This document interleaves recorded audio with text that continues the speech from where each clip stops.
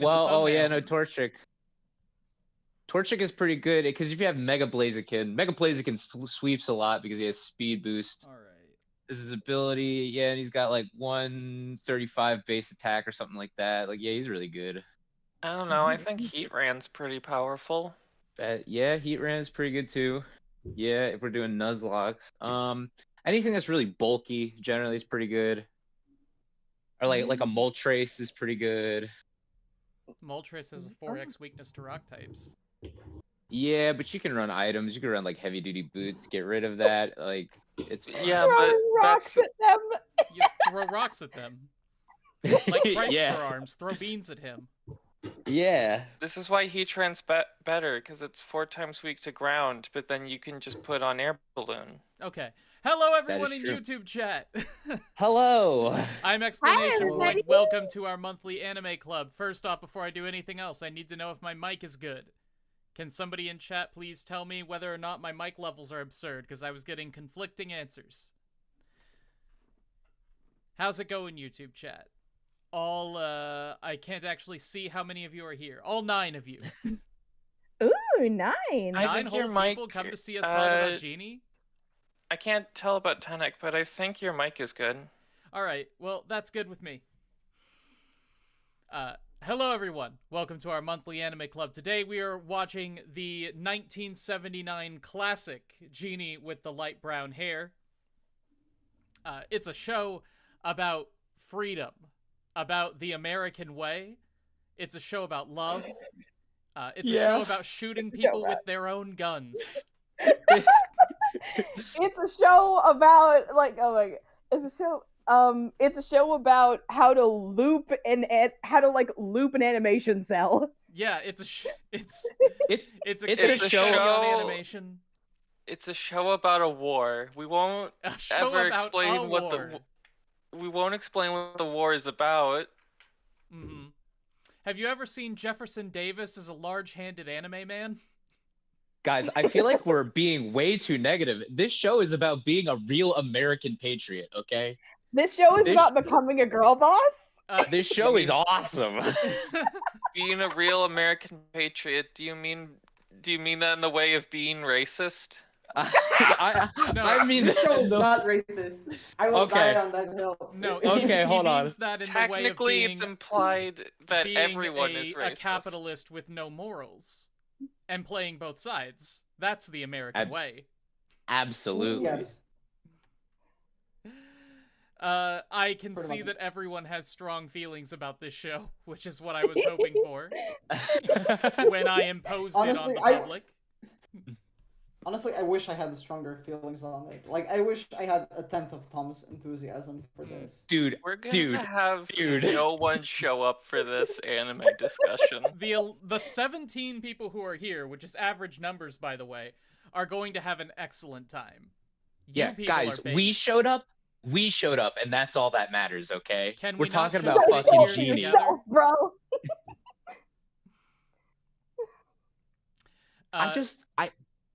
Go ahead. So to answer the question that's on all 15 of your minds, Genie with the light brown hair is a show from 1979 about the American Civil War.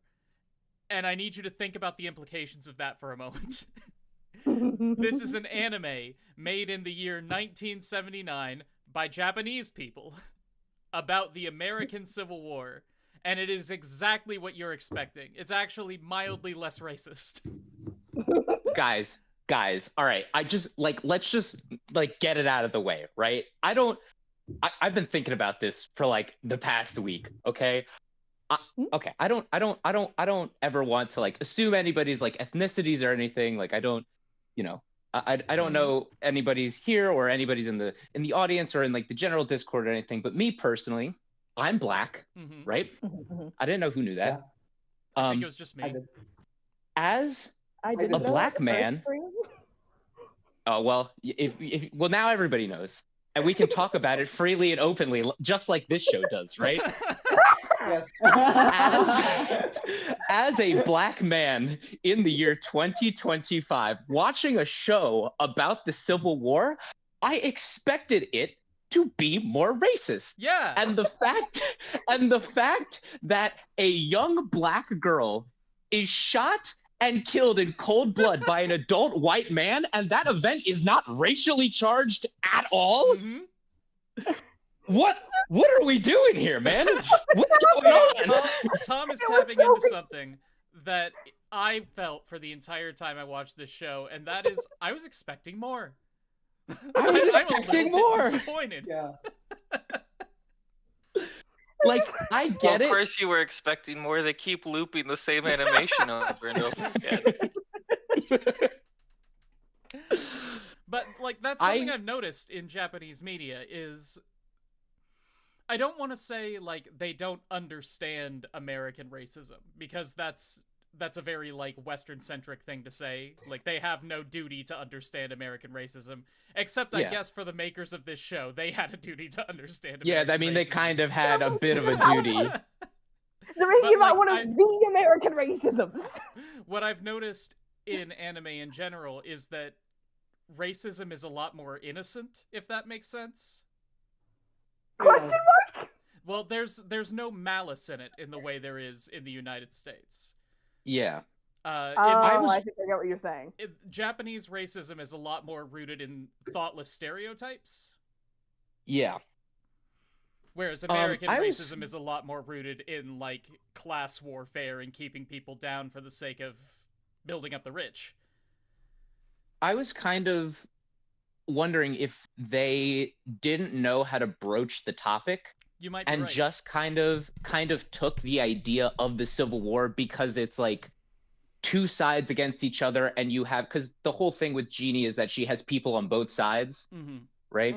By accident. And that by accident, obviously, but like that's the idea that they wanted to go after, and they thought using the Civil War was the best idea. It wasn't. Nope. But it kind of makes the show funnier for that. But it's that very romantic idea of brother versus brother in an ideological conflict that's tearing the country apart. Yes. Except when really there is a right side. There is a correct side to and be it's on. not this side. It's not, like, to be fair, Genie is from the beginning not on anyone's side, TM. Like, that's the point of making her the main character, is that she's not on anyone's side. She's just like, hey, there's a baby, she needs medicine. Hey, don't be mean to people. Just don't do it. War is dumb and bad, and I don't like it. I agree with you, but at the same time, Jeanie gives me the impression that she would have that same kindness and still own slaves. She does own slaves. Yes, yeah, absolutely. Well, she owns a slave, at least. Like, I guess if we want to be very generous to their family, we can assume that Peter is a hired servant. But he's not. We all know he's not. But he's not. No, we know he's not. They know he's not. The creators knew he wasn't. He's a slave. Up the image you made? Yeah, of course. Oh, yeah, that one. Give me just a second. There's also a part in episode, I think it's 12, where Jeanie is on like a horse ride with her dad, and it flashes back to when she was a kid with her dad doing the same thing, and she's like she's like riding by like a field that's getting like plowed, that's getting worked on by all these black people, and they're all like smiling and waving at her and having a grand old time, and I'm like, yes, this is exactly what happened. This is the most black people we see in a single shot in the entire fucking show, and it's episode 12. Yes, and they're just I loved in the fields it. Enjoying a nice summer day. Yeah, they're like, oh, the little white girl's so happy. Look at her smile and wave, boys. Oh, it was the best. That reminds me, because I'm from Kentucky. And in elementary school, in music class, we all got together and we learned the song My Old Kentucky Home, because it's our state anthem. And in My Old Kentucky Home, there's a line that says, the sun shines bright on my old Kentucky home. 'Tis summer, the darkies are gay. Now, we learned the updated version, which is 'Tis summer, the people are gay, which are the official lyrics now. But that's not how the song was written. No. And our teacher did a very responsible thing. It taught us that original lyric. And she said, taught us all the problems with it, of course. And she said, and one other thing that bothers me about that lyric, I don't feel like the slaves would have been especially happy in summer. They still have to work and it's very hot.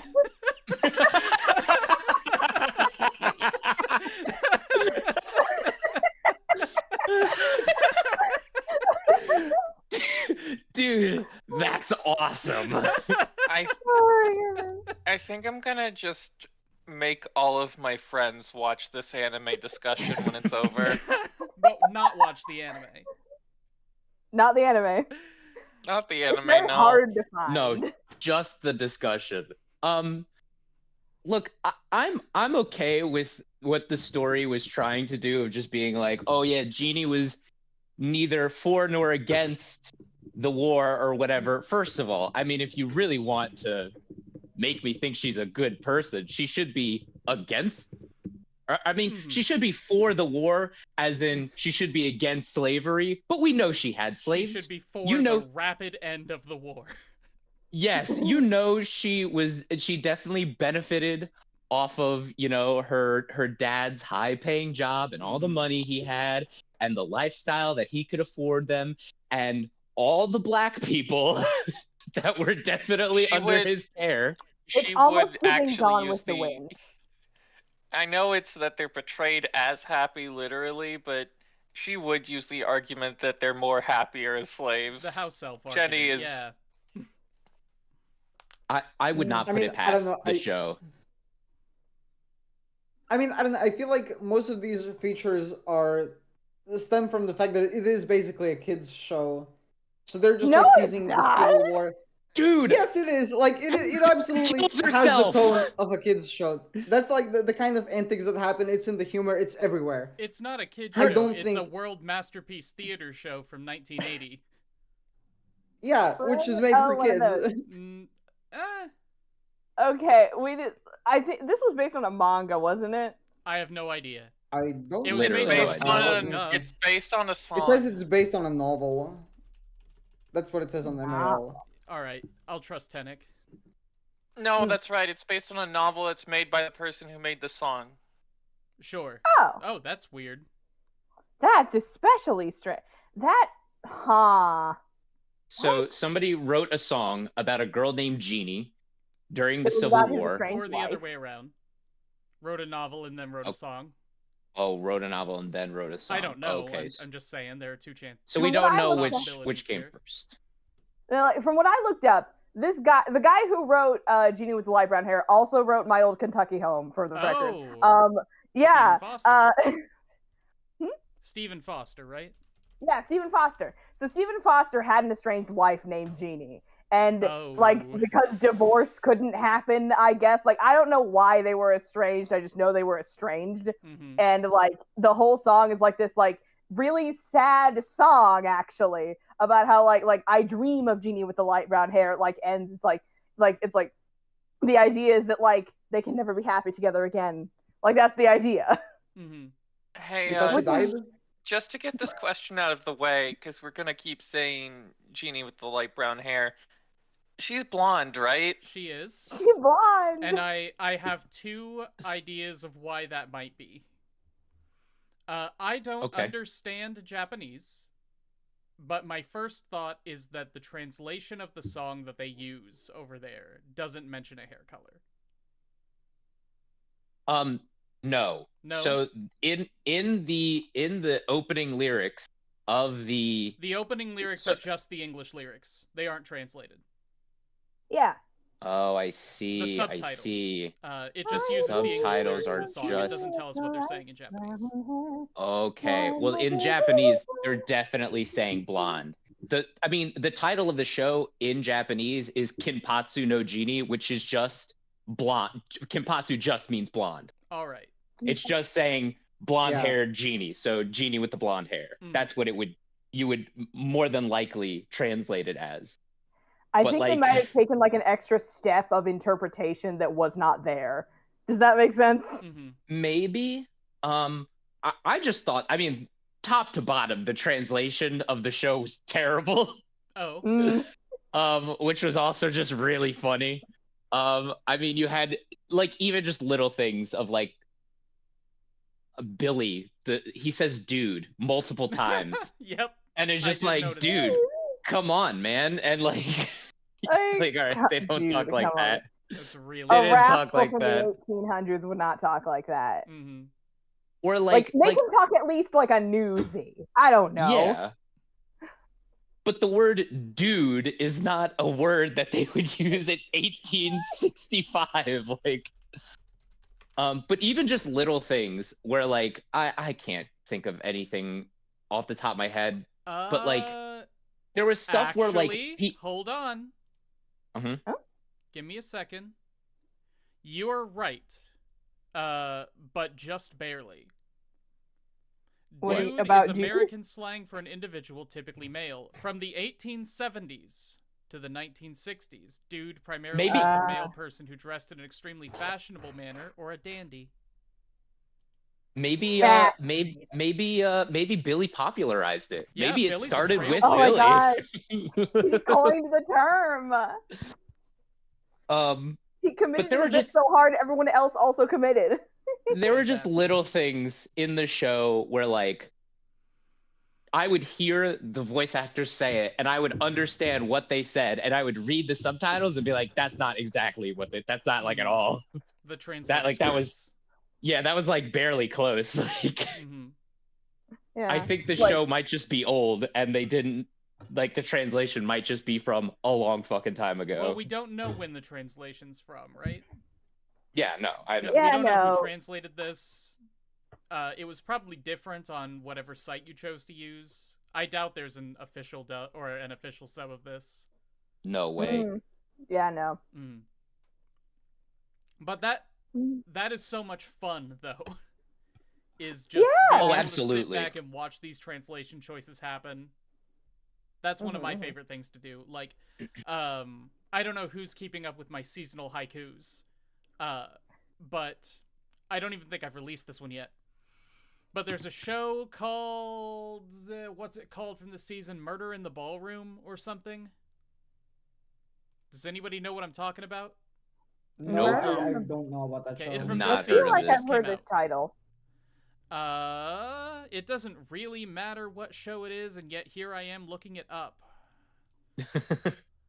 Dinner Table Detective. Oh, Mm. oh, I think I've seen the thumbnail for this. Yeah, this is one of the most absurdly subtitled shows I've ever seen. And like these are fan subs, just to be clear. This isn't the official sub. Oh, okay. But the person who subtitled this show deserves to be fired and then praised as a genius after we're all dead. Like they're using tildes for emphasis. They use this weird neo punctuation mark to signify that somebody's talking from off screen. Neo punctuation. Uh-huh. They were insane. But there's also a scene where a man proposes to a woman, and he says, "This man is my fiance, I'm going to marry him." So maybe I don't remember that at all. you probably watched a different version of it, a different sub, because like I said, this was just some random fan sub I found. But yeah, it was I incredible. don't think Genie has anything that egregious. No, Yeah, no. but it was fun. But it was still very funny. Mhm. It's like I was excited to watch this because like I like old things. I like animation. I like old animation. I think this is partially why I had the Betty Boop musical on the mind. Because like I just grew up on Betty Boop cartoons. It was one of the only things that we had in the house, and we didn't have cable. So it's just like I don't know. What I mean to say is, it's fascinating to me that the Max Fleischer cartoons are so smoothly animated. They're so like rubber hosey and interesting. And Kenpatsu no Genie is not that. It's so fascinating to me how non-linear the progression of animation is between these two things. Well, what's the budget on this? That's a good point. This is like borderline public access TV. This is a PBS Yeah. show. Also, Betty only had to fill like 7 minutes in front of a movie, whereas like Kenpatsu no Genie was like, we need 13 episodes. 13 20-minute episodes where you have to actually make people care about your story. And we need to drag don't them think out they did as that. long as possible. Mm-hmm. What, Scrub, you didn't care? Come on. He didn't Come care on. You didn't the care most when Mark forever got and shot ever? and thrown in a ravine? Twice? Yeah, twice. Can I say something that I find really funny? Yeah. What? When I was watching through all of this, I decided to stream it to some friends who I was in a call with. And it was a Mark episode, so one of my friends, God bless their soul, said, "Oh wow, Mark can get it." And then I had to remind her what the show was about and how he was most definitely racist. Most and then definitely. the enthusiasm I heard off her voice. Oh. Just like, oh, okay. Yeah, that, Never mind. like, analytically, that's one of the most interesting things about this show, because every main character, I'm just gonna say every main character, is fighting for the sake of their state's rights to own other people as property. Yeah. Well, not Robert. I don't think Robert's any not a characters main care about character. that in the show. Robert You is don't not think a Robert's not a main main character. Robert is a Robert father, is the guy who accidentally tries to kill his fiancée multiple times throughout the series. Whoa. That one, he didn't have the gun loaded on that one. Now, the one on the bridge, he The one on the definitely... That one was egregious. He didn't know it was her, though, so, Yeah. you know... It's can really funny, though, how many times the situation comes up, though. Mhm. Who's really at fault with that? I think if you're listed in the... Well, not necessarily listed, I guess. I was going to say, if you showed up, like, as a name card in the title, or in the opening, I would say they're main characters, but I guess not. Mhm. They're the most Main important, cast. definitely, though. Yeah. Yep. I don't know who listened to the Neil Cicerega song I posted in chat, but that's the only thing I can think of whenever I see those title cards in an OP. I thought it was very funny. It is. I- It is very funny. I always giggle when we get to the opening. I have to watch it, and we get Mark. Robert. Teenage Mutant Ninja Turtles 2. Yeah. I just to go back to Mark, because we were talking about him. Mark was kind of the most based character, though. For sure. Like, Yes, like, absolutely. Mark is annoyingly the most interesting character in this show. Totally I 100% really racist. hate how. Yeah, I really hate that he's the best character. Yeah. Also, it's like if my partner knew that Mark was my favorite character, they would just turn to me and go, "You are a parody of yourself." Although I will have to admit, I do especially like the scene where the nun is trying to steal food with some of the people she's some of the children she's supposed to protect, and then sees some wine on the table and goes, "Oh, I'll take a little." A gift from the Lord. Yeah. Next, it's the title of the video. Next, the show is in the title, like it always is. Yeah, didn't you see the thumbnail of her face when she's in grieving? That's the face of a grieving woman whose fiance has left her. God damn it, Rob. Also, whenever they were like, Robert, Genie, my brain just immediately started like superimposing. my God, yeah. Kagome, Dr. Scott! I really love that. I like they constantly reinforce this fucking romance, but nothing ever happens with it. Like they don't even get married in the end. That's crazy. The war isn't even over in the end. Robert's the narration still just says, fighting but it the would not end. Confederates at the end.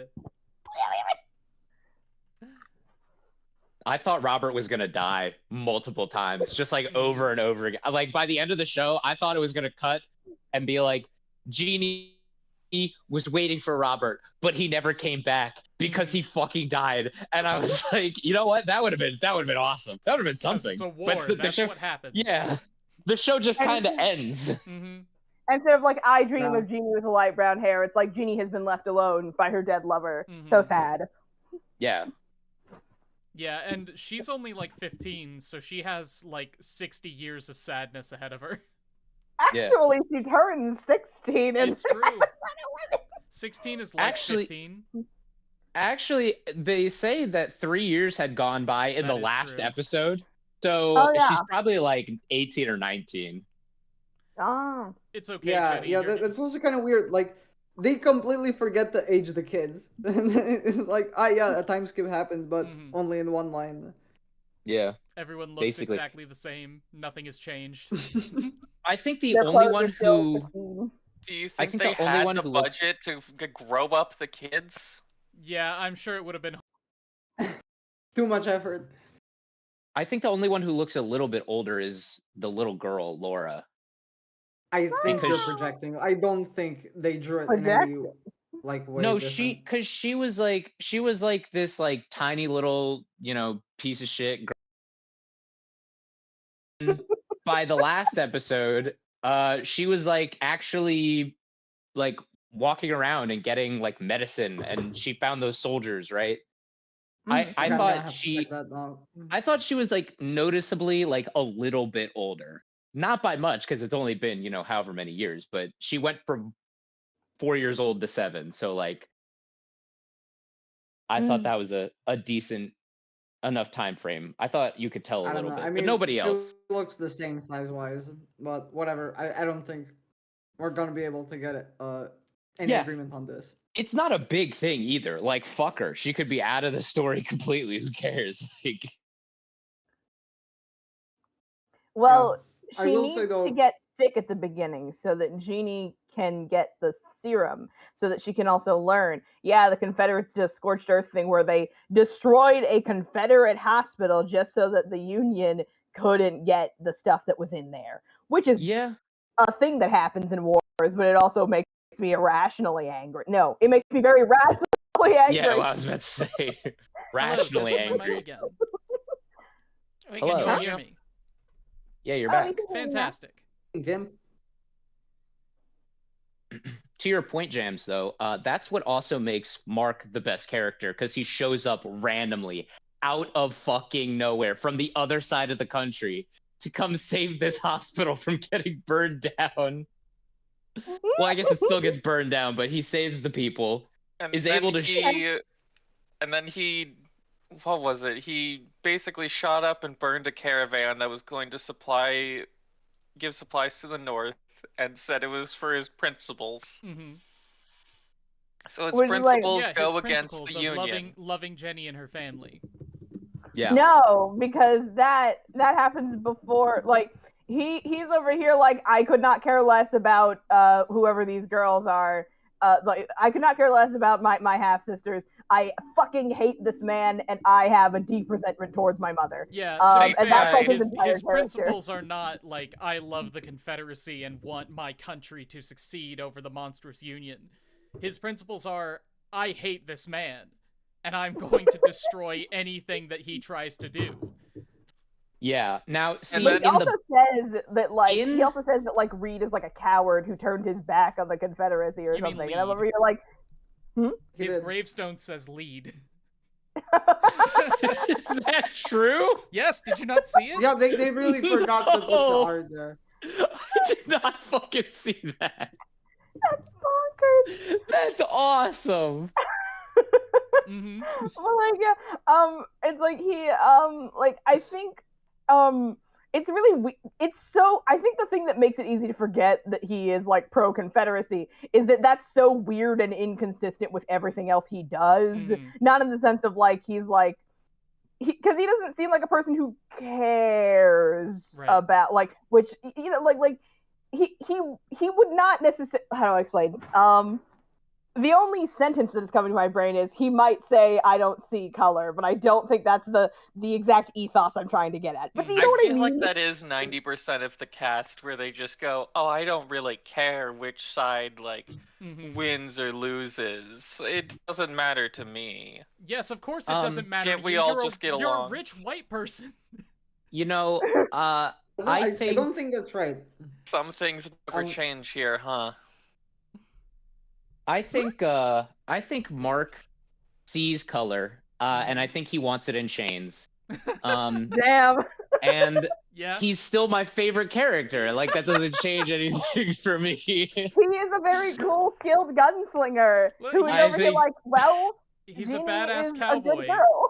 Yeah. Do you remember that one Prostitute to time where California, he was in a standoff against 3 other people, and he decided to use all of his bullets to show off this cool gun trick he learned, and then almost got shot for it? Yep. That is true. He did do that immediately. Yeah. Mm-hmm.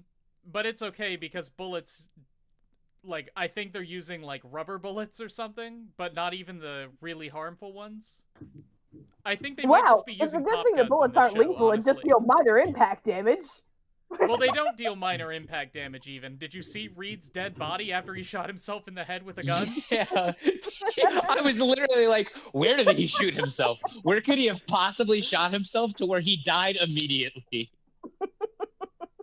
With no blood, no wound. With no blood, no anything. He Did just shoot a gun in himself his with hand. a bottle full of Ambien? Maybe he choked on like gunpowder. Maybe he didn't even shoot himself. Yeah. He just swallowed he a just bullet. just swallowed something inside the gun and died. So fucking funny. Putting a new meaning to the phrase "bite the bullet." Yep. Another one bites the dust. Alright, that's the best joke in this entire stream. Good night, everyone. And we're done. But, back speaking about how absolutely morally horrible this show is, It's morally horrible in a really subtle way that makes it easy to forget until you remember. Well, it's promoting this whole enlightened centrist thing about the fucking Civil War. Yeah! You can't do that. But that's really easy for you to say, Japanese animation studio in the 1970s. That's really easy for you to say. It's really morally horrible in like a funny way though. Like it's all reprehensible, absolutely. But because it skirts over it, there's one line. The word slavery appears in the script once. When does that happen? I must have missed it. I don't remember that. In the first episode, they just describe why the Civil War has started. Like, they describe, it's like, the South wants to keep the slaves, and the North says no, so they've started fighting. Anyway. Like, literally in the narration of, like, how they do every episode or every couple episodes or whatever of how, like, this is how the war is going. They just say, Abraham Lincoln wanted to abolish slavery, and that's it. There's no other mention of it. That's all it is. Yeah. And it's like, the South has a lot of economic power because it is using free slave labor. Yep. And that's like, I'm over here like, okay, but they're not going to have economic power if you destroy their fields and everything. But also, like, it's like, but like, I'm not sure how to, it's like, now I'm suddenly just sort of thinking about the fact that I remember very little from the Civil War sections of my 4th grade Texas history class. I'm pretty sure there's a reason for that. Yeah. I mean, I was also getting horrifically bullied at the time, so I had bigger concerns. All right. What I wanted to say before we got off on this very funny tangent is that I think it's important that I never remember his name. I want to say Arthur Reed, so just keep that picture in your head. James Reed. James Reed, yeah. James Reed. That's right. Yeah. That James Reed is not himself a plantation owner, but his entire business is financing plantations. Oh, right. Because he's a banker? But yeah, he gives loans to people. He gives loans to people to buy and improve farms. Presumably and then to he buy has slaves to work their farms. Yeah. But and he has property, merchant, right? What? Yeah, he's also a merchant, like an international merchant. Yeah. But his main business is running a bank. And the main business of a bank is giving loans. And as we see in the show, he gives loans to people to run farms, because that guy comes up and is like, you're going to take my farm away, and he says, you didn't repay the loan I gave you for it. And the guy responds, well, my slaves all ran away to the north, and now I can't repay you because I can't do the whole producing things on the generate income. And I'm like, gee, if your income if your income runs on exploitation, maybe you're a bad person. Just saying. Mm-hmm. And like that's the thing is that like James Reed is also running his income on exploitation, but it is a different flavor of exploitation. He's exploiting human traffickers. So is it okay or not?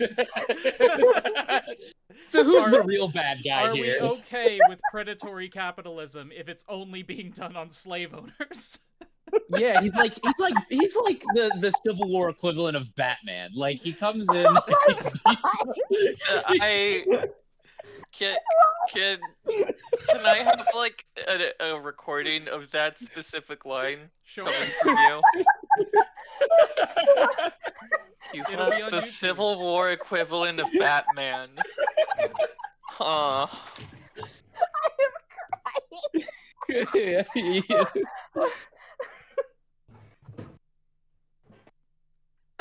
Yeah. But go on with your point. No, it's just I feel like it would have been a lot harder to empathize with the man if he were like directly running his own plantation. If he had more than just the one very polite slave. But they didn't make the mistake of making him completely disconnected from the entire Southern economy. He does directly benefit from the slave trade. Yes. And but to be fair, go ahead, Tank. Go ahead. I mean, his whole thing is that he wants to support the union, right? Mm-hmm. Because he thinks that's gonna create the best economic power out of the United States. Mm-hmm. So it's not really anti-racist, but it is. No, he wants to support the union, motivated not because he thinks they're right, but because he thinks they're going to win. Yeah, he's basically picking the side he wants to make money off of. Mm-hmm. I don't know. I mean, sort of like he understands more ideological. Like here, let me put it in another way that more people can understand. He's the equivalent of the 1%. Mm-hmm. Sure, in general, yes. My point is just that, like, that's not what his ideals or goals are about. Like, he's interested in the idea of the United States as such benefiting, not necessarily him personally benefiting from the United States being. He's interested in like both. Strong combination of South and North. He says he's not interested in his own benefit, but at the same time, I don't really believe that.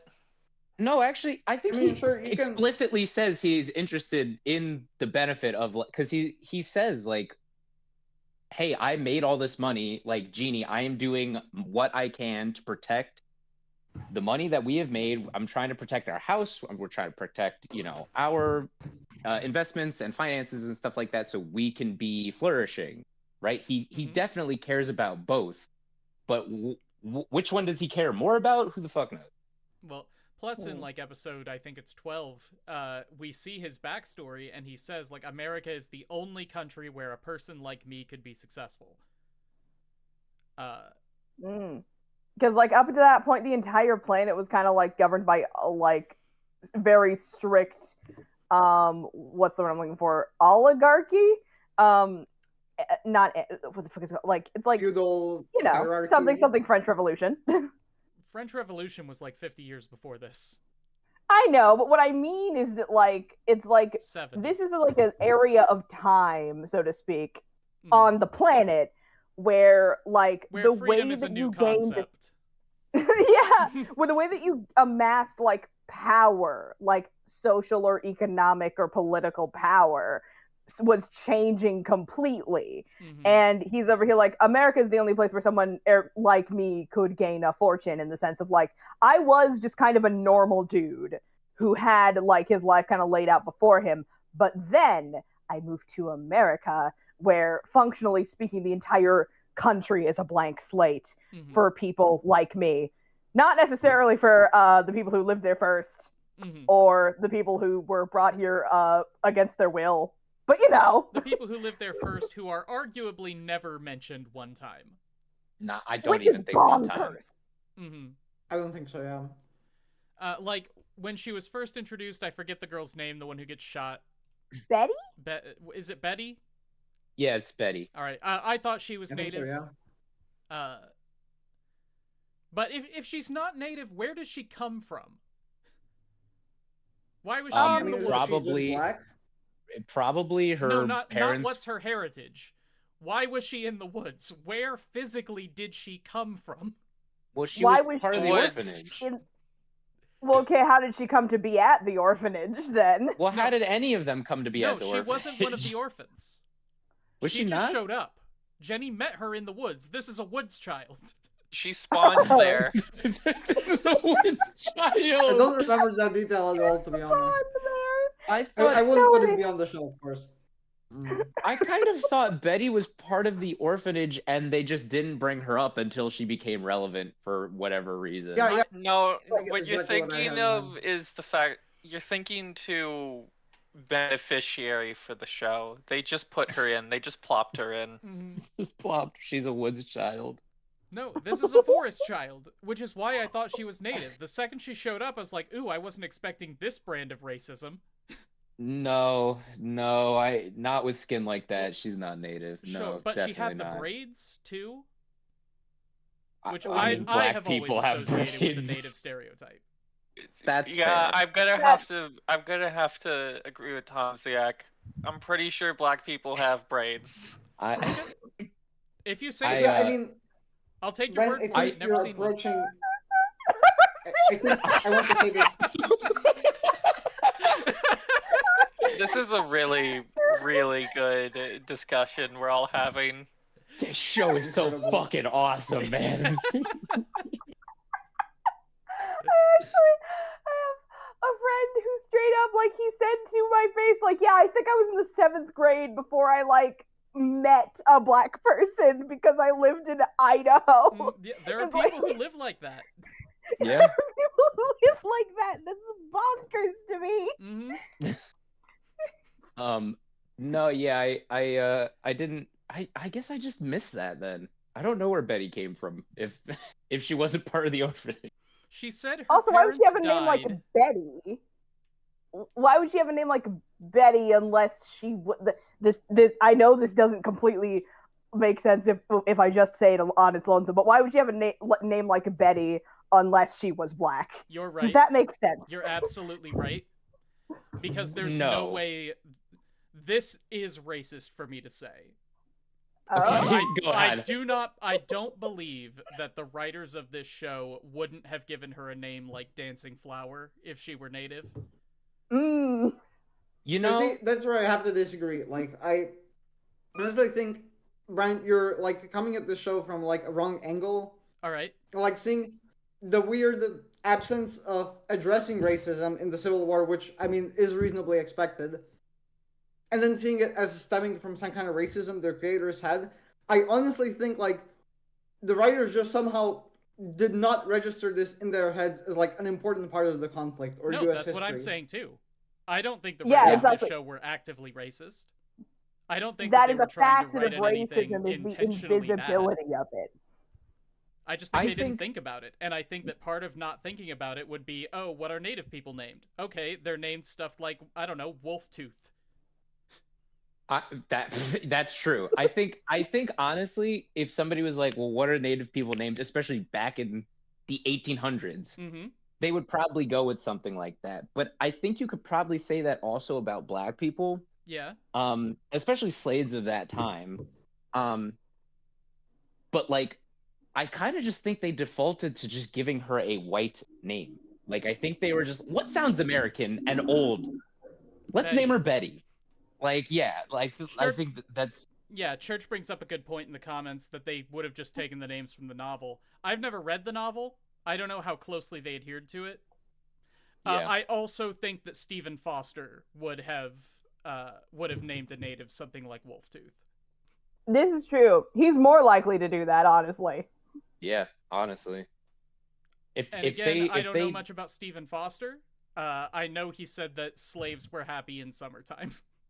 So I'm not really gonna trust him on the whole liberal. I don't think he's a credible source on this one. Saying that though, if they are pulling names directly from the book, then I don't know. I think just her name being Betty is a little weird. but it's like whatever. I think the reason that I think... said that thing about her name being Betty is because like a lot of the time when people were enslaved, they were just kind of given different names that were not theirs, but also were just kind of theirs legally. You know what I mean? Well, if she, What? well, I guess it depends on what type of context you're looking at. If you're talking about like owner to slave, right? Yes, that's the case. But generally, back in that time, Black people wanted to give their kids really unique names. That's actually where like the stereotype of like why Black people's names are so fucking crazy for whatever reason. It's because of slavery. It comes from if a slave got separated from their family for whatever reason, and they heard about them in the next town over, and they had a completely unique name, they would go, "Oh, I know that person. That's my child," because nobody, of course, would name them something that crazy. That was a special, unique thing. So like that's why we have this, I don't know, this culture in at least my culture has this like really unique naming scheme because that's just where it came from. It came from slavery, as a lot of things do. As a lot of things do. Yeah, neat slavery fact for you guys today. Well, we certainly weren't getting it from this show. We weren't going to be getting any facts from this show. Damn right. They didn't draw the American map correctly in any way, shape. That's okay. I'm not going to fault them for that one. They don't know what it looks like. I am going to fault them for not drawing the world map right. Like, oh yeah, half of Europe being gone, that's hilarious. No, that's a metaphor. Does this take place in the same universe as Steven Universe? No, wait, Russia's gone in Steven Universe. Okay, never mind. I don't care if they forgot to draw the border between Idaho and Washington. Like, that's okay. It's not about forgetting. To me, it's like if you have a reference of the modern United States of America and you use that as your reference for drawing the United States of America during the Civil War, which is already incorrect. But the point is that, like, if you have a modern reference for the United States of America and you have it in front of you, you just have to copy it.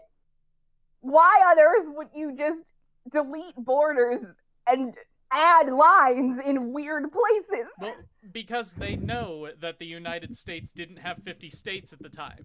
They knew that there were just a bunch of ambiguous territories out in the West, but they didn't know what they were. Yeah. So they just kind of muddied the lines a little bit. I think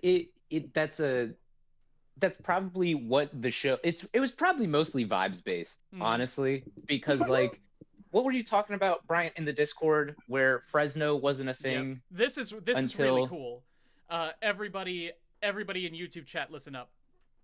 Because this is the line that's gotten me the most excited about any line in anime for a very long time. And there's a scene where a character is talking with Mark, our favorite badass cowboy outlaw. And she says, "I'm from Fresno, California." And at first, like, I perked up a little because my wife is from Fresno. Fresno mentioned, we love that. But Fresno is not a particularly well-known town. Like, it's a big city, but it's not like San Francisco. It's not Los Angeles. So I think, okay, the people writing this story just picked a town in California, kind of an obscure one, to show that they know what they're talking about. But then my wife just sort of looked at the screen askance and said, Fresno didn't exist back then. So I look it up. And Fresno is founded in 1870, 1875, something like that, as a railway station.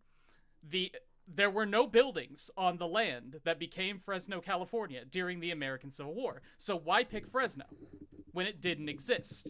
Why did they know about Fresno? And my thought is that Fresno was one of the biggest concentrations of Japanese internment camps during World War II. Which is fascinating to me, because I'm just imagining this Japanese scriptwriter sitting down and thinking, what's a town in California? And remembering how Pappy used to talk all about how those horrible Americans were throwing their people into camps in Fresno. Which is just this amazing little bit of cultural crossover to me. Because, like, this didn't come from legitimate research about the Civil War, because if it did, they never would have picked Fresno. It wasn't real.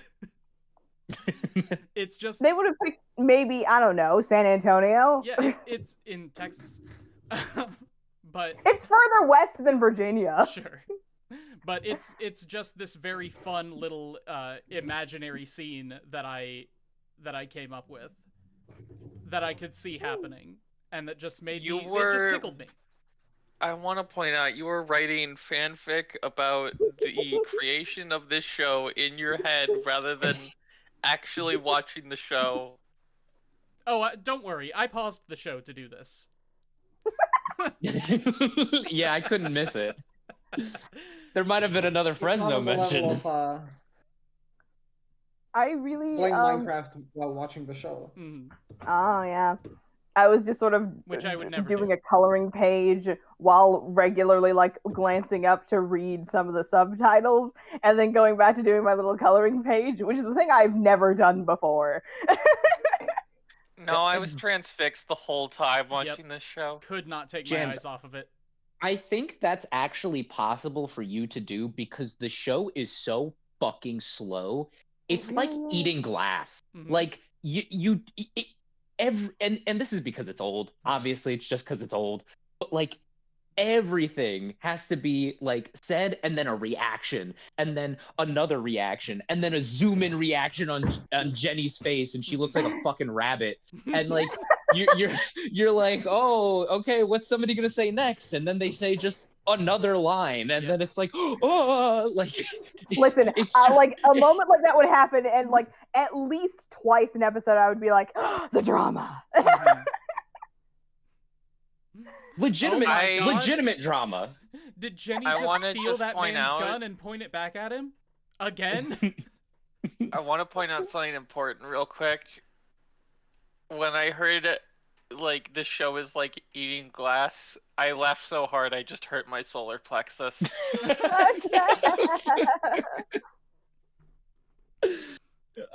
I don't know. I would much rather watch this than eat glass, but that's just me personally. Hey, to each his own. I could probably finish Glass before an episode of this show, but that's just me. Non-glass enjoyer here. I think this is the equivalent of eating glass. Yeah, well, the inside of my mouth is incredibly sensitive, so I think I would prefer this show because it is very slow, and it's like, so I had to watch the show. I had to watch episode 6 through 13 literally just before this stream on like 2 times speed. This is the closest I've ever become to speed running a CW show. And it was very fun. Explicitly talked about it yet, but this show has the best reaction images that I've seen in a long time. Oh, it's so funny. Just the way these people stare at each other. Take a shot every time it is a still frame that zooms in slowly on the character's face. Dude, you'd be dead by the middle of the first episode. Take 2 shots if it's the one in the thumbnail. Oh my goodness. I can't believe that, guys. Like, I legitimately, this is nothing. There's no reason to point this out other than I just loved it so much. But just sitting there, Robert's gone out the window, just seeing Jenny just staring at that bed like, oh, god damn it. Just... What are you talking about? That's the face of somebody who's grieving at the loss of her fiancé who's abandoned her. Back teeth. Like, motherfucker better not have taken his gun with him. Because when I find him, I'm gonna take it. Okay, alright, okay. We're memeing, and that's awesome. But legitimate drama in this show, right? I'll give it credit where credit is due. There were times where... Hell yeah. I was like, oh shit, like, this has happened. Okay, yeah. I think that's one of the things that makes Mark such a good character is because he is connected to all of the drama simultaneously somehow. No, it's very Les Mis in the sense that every character is connected to every other character somehow, and they're all like pulled together by fate. Yeah. Which is just sort of emblematic of the storytelling of the time. Because Stephen Foster, when did he write the book? Good question. Brown hair, novel, date. 1854. Ooh. Which 54? I think... Les Miserables, 1862. Same time period. Oh. So this is just how books were written back then. Old? They were very soap opera. Oh. Um, It was the style. Oh, it's like how like there's a lot of romance novels that are like a blank of X and Y. yeah, Song of Ice and Fire. Wait, so when was the novel written? 52? 54. Wait, but 54. But then how can it be about the Civil War? Like, No, like the novel was because the Civil War already happened. No. It already happened, so people knew about it. No, Jams, Tenek is right. The Civil War didn't It's happen written until 1861. Yeah, it's written before the Civil War. What the fuck? Wait, Maybe what? that's not the right Wait, book. what? Wait a minute. Maybe. The obvious answer is that Jenny with the light brown hair, the novel, is not about the Civil War. Yeah, Okay. They took that has to be a the lot. case. They just took the song and made an anime about it, and maybe loosely based it on the novel somehow.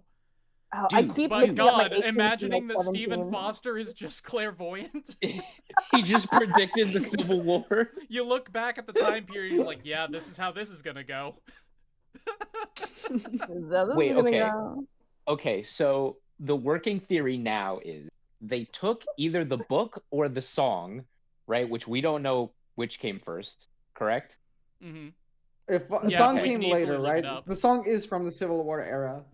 The song is from the Civil War era. Okay, so the book came first. I think so. All right, so they either took the book or the song, whichever one, and they fucking made an anime about it, but neither are explicitly about the Civil War. Oh my So god. So they just, not only did they want to make it about the Civil War, just randomly, apropos of absolutely nothing, but on top of that, they went ahead and just decided to cut the slavery part out. They just decided to not make it a big fucking deal. I just checked. It turns out the song is also from before the Civil War. From 54. Yeah, they were released at about the same time. Yeah. We don't know that the book has nothing to do with the Civil War. It could be talking about the political climate of the time that led to the Civil War. But no, Tom, you're right. I was watching this show recently for my seasonal haikus, which you can find at patreon.com/explanationpoint. Thank you. I was watching the show called, why can I never remember the names of shows anymore? Because Anyway, they're I'm all falling in love incredibly with you. difficult. You're old. No, it's because I watch 500 shows a year. The show is called Anyway, I'm Falling in Love with You. And it is the first anime I've seen that is set during the COVID pandemic. Oh, shit. Which caught my interest immediately. It's about high school Yeah. students lamenting the fact that very important milestones in their lives are being taken from them by this disease. Which is a fantastic thing, and that anime should exist. This anime refuses to say the word COVID. Oh. They talk about that nasty disease all the time. And it's going to be a bad show. I've seen 3 episodes, and it's absolutely not going to be good. Aww. But I want to... I like the idea of analyzing shows that just don't get specific with the thing they are clearly commenting on. Like, the thing I mentioned in my review of it is, can you imagine if Apocalypse Now were about a war? Yeah. What's Apocalypse Now about? What Just is that? any war. It's the Vietnam. Yeah. Oh. It's one of the most important losses in American history, and just you know, One of the most important you can things just in skip history, over it. too. I mean, And that's it's- what a it's lot the of same thing American here. history books do. Like, it's not as bad as just taking place during a war. But if you don't get into the reason the conflict is happening, then why set your thing there? Yes. Yeah. Yeah, that's Funny. definitely like one of the biggest issues. It is still one of the biggest issues in American history. We are still fucking dealing with it because Sherman didn't finish the job. No, we blame Andrew Johnson for all that. I mean, just in the context of the show, it feels like you could set it in like any war of your choice. Yeah, for sure. Yes, yes. You could set this in a fantasy universe where America is not a country. It's just like there. It could be in Atlantis. The only reason you can't set it in any war is because of the drama of having people you love fighting on the other side. Oh, yeah. Like, you would, if we set this during the Vietnam War, then this would have to be, like, either an immigrant family, which would be really cool, actually, now that I think about it, or just a mixed family with ties in Vietnam. Like, it's a lot harder to set that up than just the Civil War, which is about Americans fighting Americans. Okay, so we can narrow it down. You could set this in a civil war, but not the Civil War. Yeah. Well, you have to talk about why a civil war is happening. Yes. Yes. You can't set it in a civil war without getting political. But what if I just really didn't want to? I didn't consider that. You'd be just with the writers of I Dream of Jeanie then, or whatever the fuck this show is called. I Dream of Jeanie is a sitcom that contributed to the magical girl genre. Oh yes. Jeanie with the blonde hair. The light brown hair. God damn it. I Dream of Jeanie is an actual show. What the fuck? Yeah. I Dream of Jeanie is a show from the 1970s, 80s. I think it's the 70s. It's the premise is that a guy finds a genie in a lamp and she gets really attached to him. Sounds like an anime premise, honestly. An anime premise? Yeah, it really does. Now that you mention it, yeah. But yeah, I think that's definitely one of the biggest failures of this show, which is just not talking about the Civil War at all. I mean, we spent the last hour basically just talking about that point, right? Yeah. And I think we hammered it home. I think we did it. We hammered it home. We've done it. I think we can go home. Yep. Well done, everyone. I didn't think... There's so much more to complain about. Like, I know. What like drove me insane about this show is like I was actually really disappointed because the first few episodes I think had pretty decent drama, and then like the show totally loses the plot. Like people do completely nonsensical shit all the time, especially it becomes James a little everything related to him. Episode 11, I think, was the thing that made me go, "What is happening right now?" Episode 11 was insane. For sure. You want to talk about episode 11? You don't want to talk about episode 11. I think we kind of do want to talk about episode 11. We don't want to talk about episode 11. We want to talk about episode 11.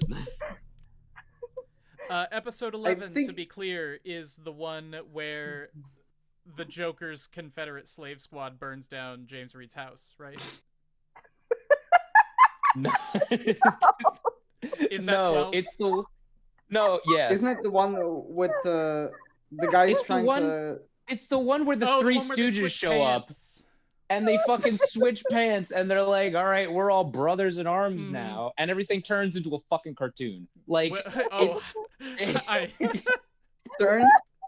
The show is a cartoon. Jenny is live action up until episode 11. People in Japan just look like that.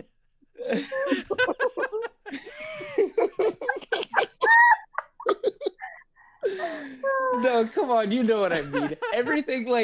Everything was at least like remotely serious, remotely dramatic. There was like a pretty, set tone. They tried to do, I guess, funny stuff with like Billy and like the nun every so often. Gun nun. Just to add a little bit of levity.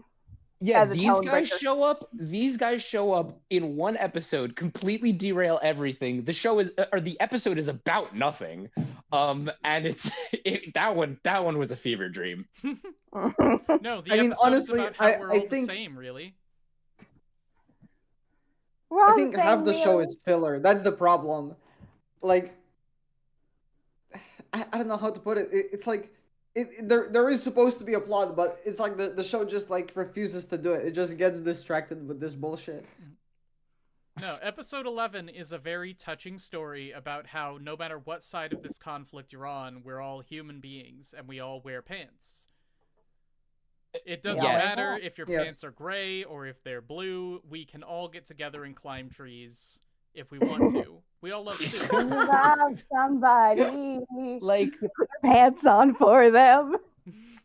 the episode actually could have been about like a legitimate, serious topic about how young men on both sides are negatively impacted by this war and how they don't actually really want to fight it, and there's just a lot of bad shit going around for them, and how they're all disenfranchised by it financially, right? Mm-hmm. But because these guys are such fucking clowns, you have a dude hiding in a tree and is like, I'm part of you guys. And they're like, all right, do you want to come down and eat? And he's like, no, I can't tell them I have my pants on. Yeah. And he's like, oh, good on you, sir. You're very good at your job. And he's like, yes. And he's like, shit, I'm really hungry. I want to go eat. Yeah. Like, when that episode started, I was actually pretty excited. Because despite the context and how, like, a combined Union, Confederate, disaffected soldier squad is such a problematic thing to have, I'm always here for the Brotherhood without banners. I love me the third faction of people on all sides who have just gotten together because they hate this fucking war. And then they were, I don't know, Ren and Stimpy about it. Okay, Ren and Stimpy is more viscerally unpleasant, I will say. It was emotionally viscerally unpleasant. I love Ren and Stimpy. You are strange. I hated these guys. I have literally no memory of Ren and Stimpy, so I think I'll keep it that way.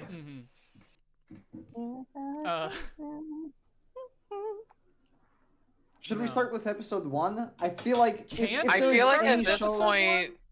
I feel like at this point we should maybe try to figure out a different format, because I don't think we're gonna be doing this episode by episode. I don't think we can. But to be honest, because I don't think Wikipedia has. Oh yeah, it doesn't have episode summaries.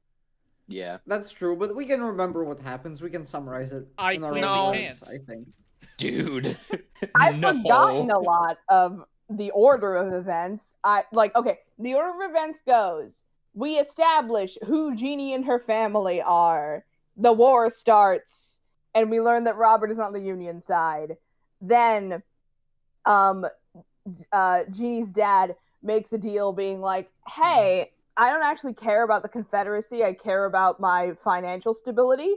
So I will be a turncoat for you, Union soldiers, if you just let my goods pass through. And they're like, okay. And then more stuff happens. Mark enters the picture and he's like, I hate this bitch of a man. And he's like, and then Jeanie sees him and she's like, that's a strange man just sort of standing at the edge of our property. Okay. Hey, Mom, do you know this guy? And she's like, I don't know. Never speak of that man again. Hold on. I don't mean to interrupt this, but I just went to the Jenny with the light brown hair Wikipedia article. It is about Jenny Brotherhood. But Jenny Brotherhood, right.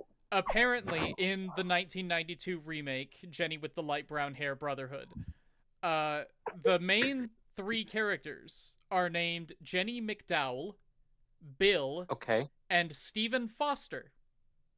What? Oh no, did he self-insert?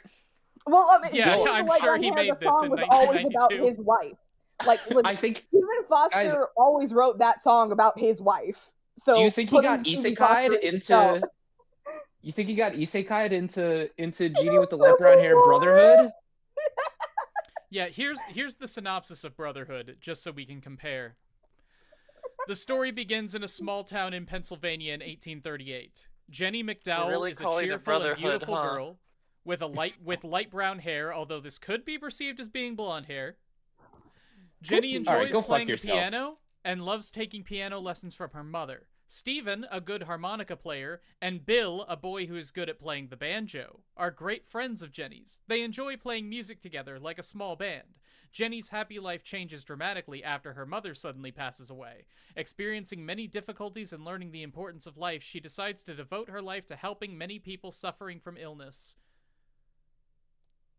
So it's So she's So that's still more nothing very directly to do with based the on the Civil book. War. There is no mention of the Civil War. Yeah. Do we know if Bill is black? Is he Little Bill? He is black. Okay. All right. Yeah. So that's your So it representation. does actually have a black main character. Mm-hmm. Who loves playing the banjo. Who loves the banjo. Just adores the banjo. Loves the banjo. And that's Black your Bill classic, and his banjo. That's your classic love 'em. Japanese racism compared to American racism. Is Japanese people will say, all right, what do black people do in America? They play the banjo, right? Hey, Yeah, okay, obviously. throw that in. Well, I've done nothing else. Mm-hmm. Maybe they do jazz if it's past the 1950s. Mm-hmm. In modern times, I think it's the bass. Bass. If you play the bass, you're black. You play the bass. Yeah.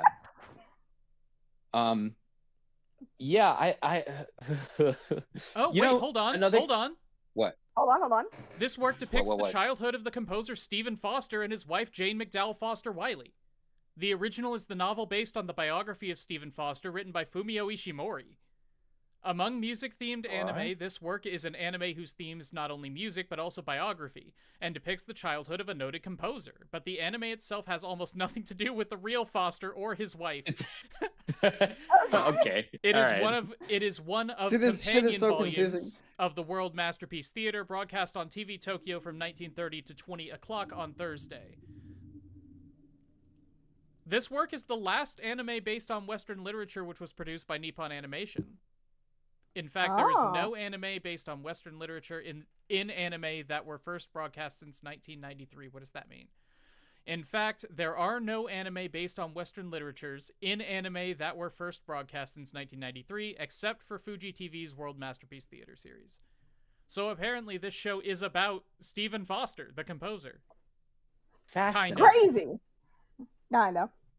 Wait, so Brotherhood is actually like Full Metal Alchemist Brotherhood, in which case it follows the manga and the original just went off apparently and did its own thing. That's kind of The base. original started ad-libbing literally on page word 1. Civil. The original took the loose concept of Genie as a character, and we're like, let's throw her into the Civil War. I think Why the not? original's just based on the song. They don't really have a story. They just have a Song song. which is not about the Civil War, Right. but just about some girl that dies. Not about the Civil War. She dies in the song? She doesn't even die in the show. It's never confirmed Isn't that that she implied dies, in the but song? it is implied that either she is dead or they just are never going to see Jenny each with other the light again. brown hair lyrics. Yeah. I This is feel now like a this isn't poetry even club. an anime discussion. This is a rabbit hole. No, this is a It is discussion. important. I mean, really, we've dug up some shit so obscure you can't even find it on That's Dude, this is the fucking funniest episode ever. This is better than when we did Aramanga Sensei. This is why we don't let the people decide. This is why democracy fails. This is fucking Exactly. awesome. The We don't people play are to the wrong. mean here. From now on, I dictate our shows. So like the final As it verse, should it goes be. like, I sigh for Jeanie for her light form strayed, far from the fond hearts round her native glade. Her smiles have vanished and her sweet songs flown, flitting like the dreams that have cheered us and gone. Now the nodding wildflowers may wither on the shore, and while her gentle fingers will cull them no more, I sigh for Jeanie with the light brown hair, floating like a vapor on the soft summer air. So, like, it could imply That was she's dead. beautiful. Yeah, That was well beautiful, done, well done. James. Good job. I love that. Also, I've been that singing bitch that is melody all definitely dead. month. For sure. She is dead as fuck. That was Um, beautiful. That bitch is dead. Can we talk just a little bit about the OPs? Yeah. Because that yeah. cat There's creature, Dude, the cat's awesome. great, wonderful, I do love the horrifying cat guy. visually. Just a very scary thing. He's a charming little guy with a horrifying design like Quasimodo. That sounds a little okay. mean. All right. Okay. He was not Quasimodo-esque. He was a little off kilter. He was more like Mike Myers' Cat in the Hat. Okay. He was just vaguely wrong in ways he that was I didn't vaguely like. wrong, but I thought he was still a cutie. I loved him. He's like a very well-loved stuffed animal. Mm-hmm. And I didn't like that. Like, just seeing him go around on his little adventures, flying in the airplane or the carnival ride or whatever it was he was doing, like, a human child should be having this fun. You don't deserve this. You're too scary. You're too scary, and you're a cat. This. I'm making an assumption based on your appearance looking about at what a you deserve gremlin in cat. life, which I think is thematic for this show. But the actual Jeanie OP, not like the World Masterpiece Theater thing OP. Yeah. Was very funny. Like, yeah. Okay. No. Just like every single time it came in, it was so abrupt. Yep. It's like, Jeanie, I have horrible news. James Reed has committed suicide. Not suicide.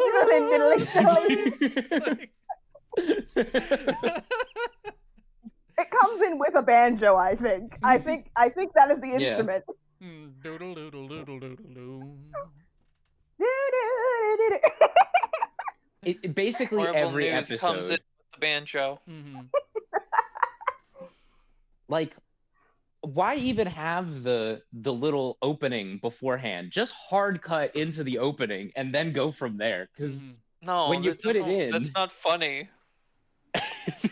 Well, this is the kind of show true. that I'm surprised doesn't have a built-in, like, last time on Jeanie. That would fill time easy. Mm-hmm. I feel like that's the kind... Like, I don't know. I don't really watch shows from this era, but I feel like that's the kind of thing they used to do, right? I right? don't know. I guess it depends on what it is. I've seen a lot of shows from the 70s either. Yeah, the only stuff I've really seen is like Lupin and like Astro Boy and like Speed Racer, but they don't do that. Okay. So I don't really know if that was a thing back then. I have no idea. Yeah, I just know American cartoons, which were largely not episodic.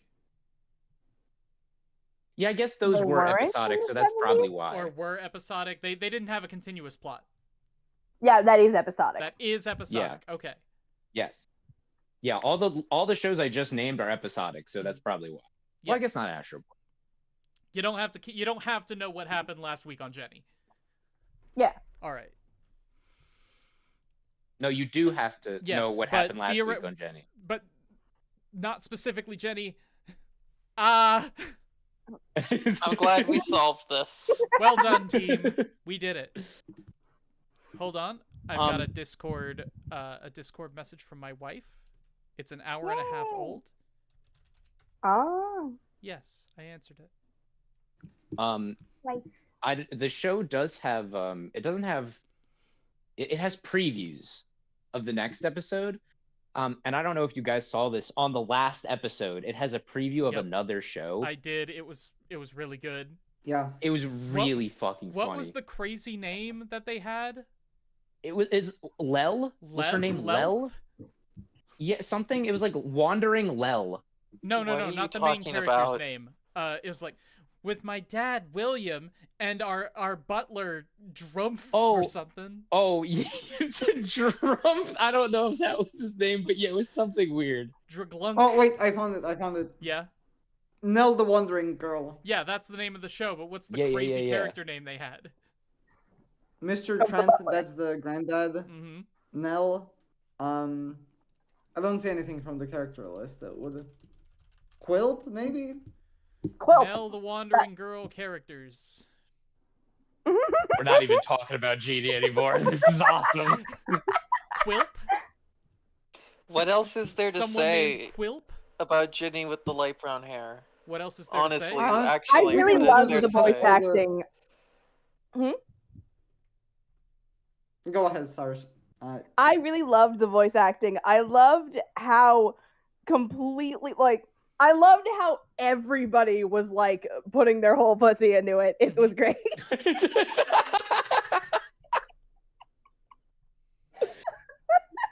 Yeah. Yeah. That's certainly one way to call it, I guess. We can't stop talking about Jeanie without mentioning the hard cut from James Reed's dead body to Jesus on the cross. Dude.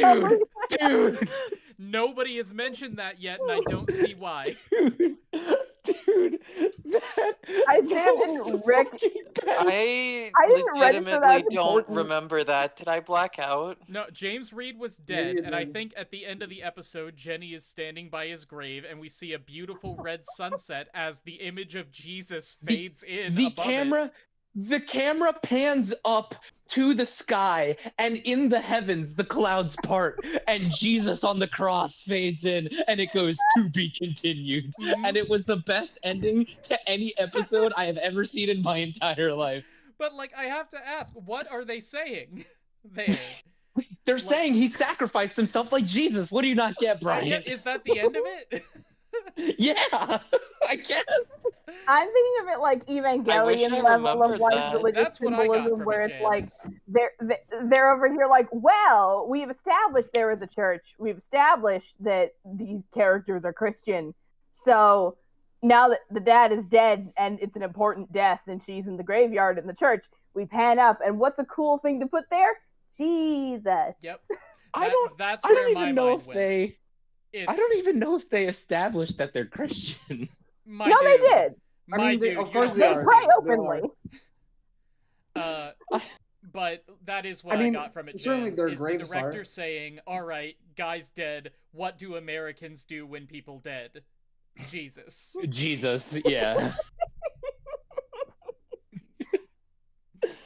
I'm going to wake up tomorrow and this anime discussion will be a fever dream within the corners of my memory.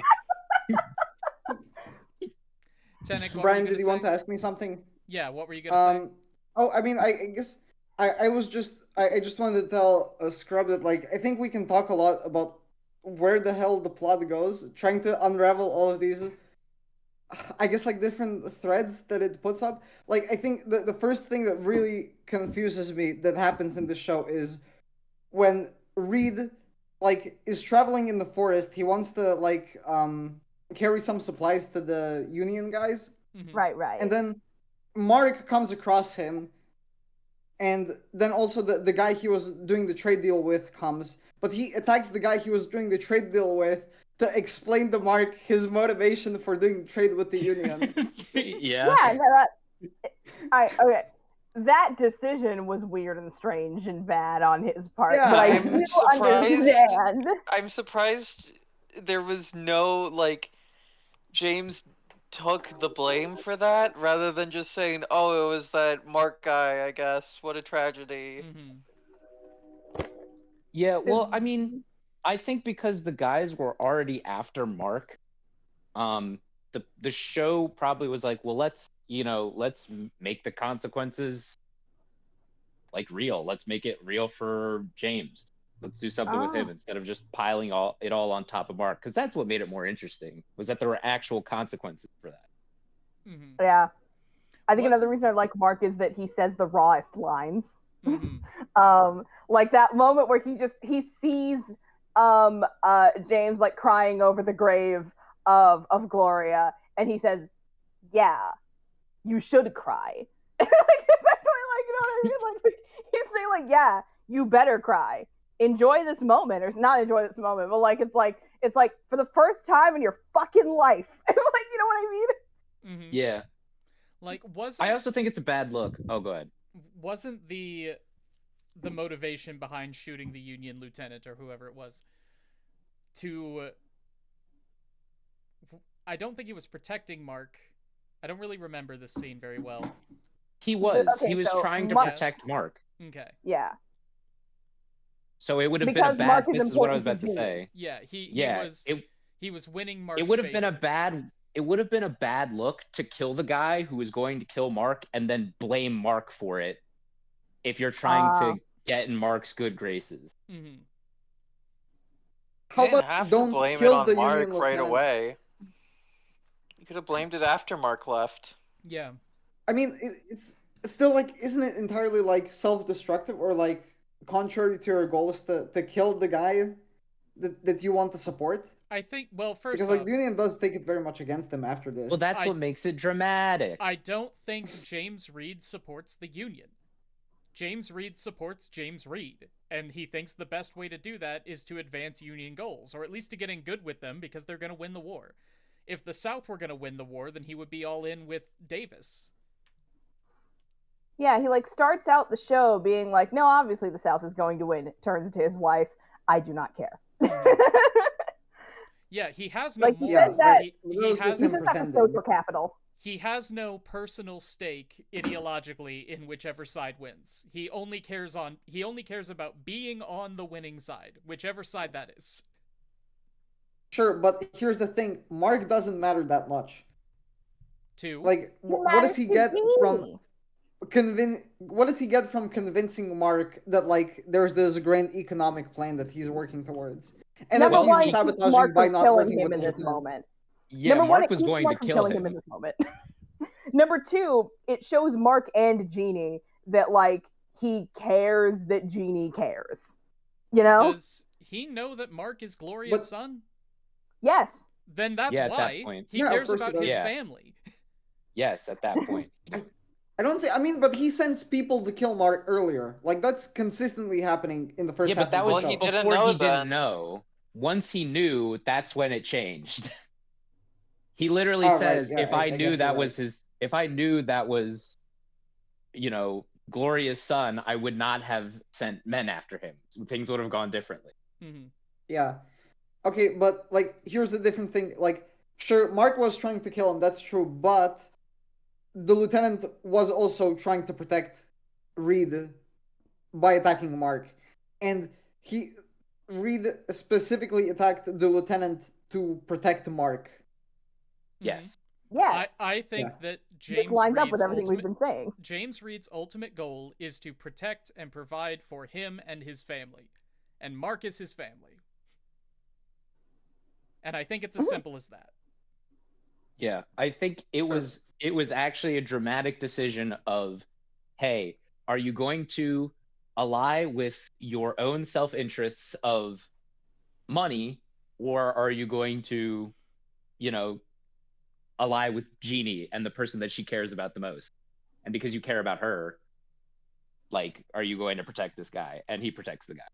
He makes the good decision. Like, I never saw James Reed as the kind of person who put money above everything. He was definitely a selfish person, but the thing that he wanted to hoard was other people's love. Yeah. That would have made a banger line. You know what? Bars. Bars. Snaps. No, like, he took Gloria from Ted Bunsen. Was that his name? I have no idea. I think it was Tony. It was Tom. Tony no, Denson. Tony, you're right. That's it. Yeah, Tony. Yeah, Tony. Tony Denson. What are we talking about? I'm so lost now. Gloria's ex-lover, Tony Denson. Oh, yeah. He took Gloria from her because he wanted her, and he loved the idea of family. He couldn't get a family on his own because he's a horrible man. So he bought one.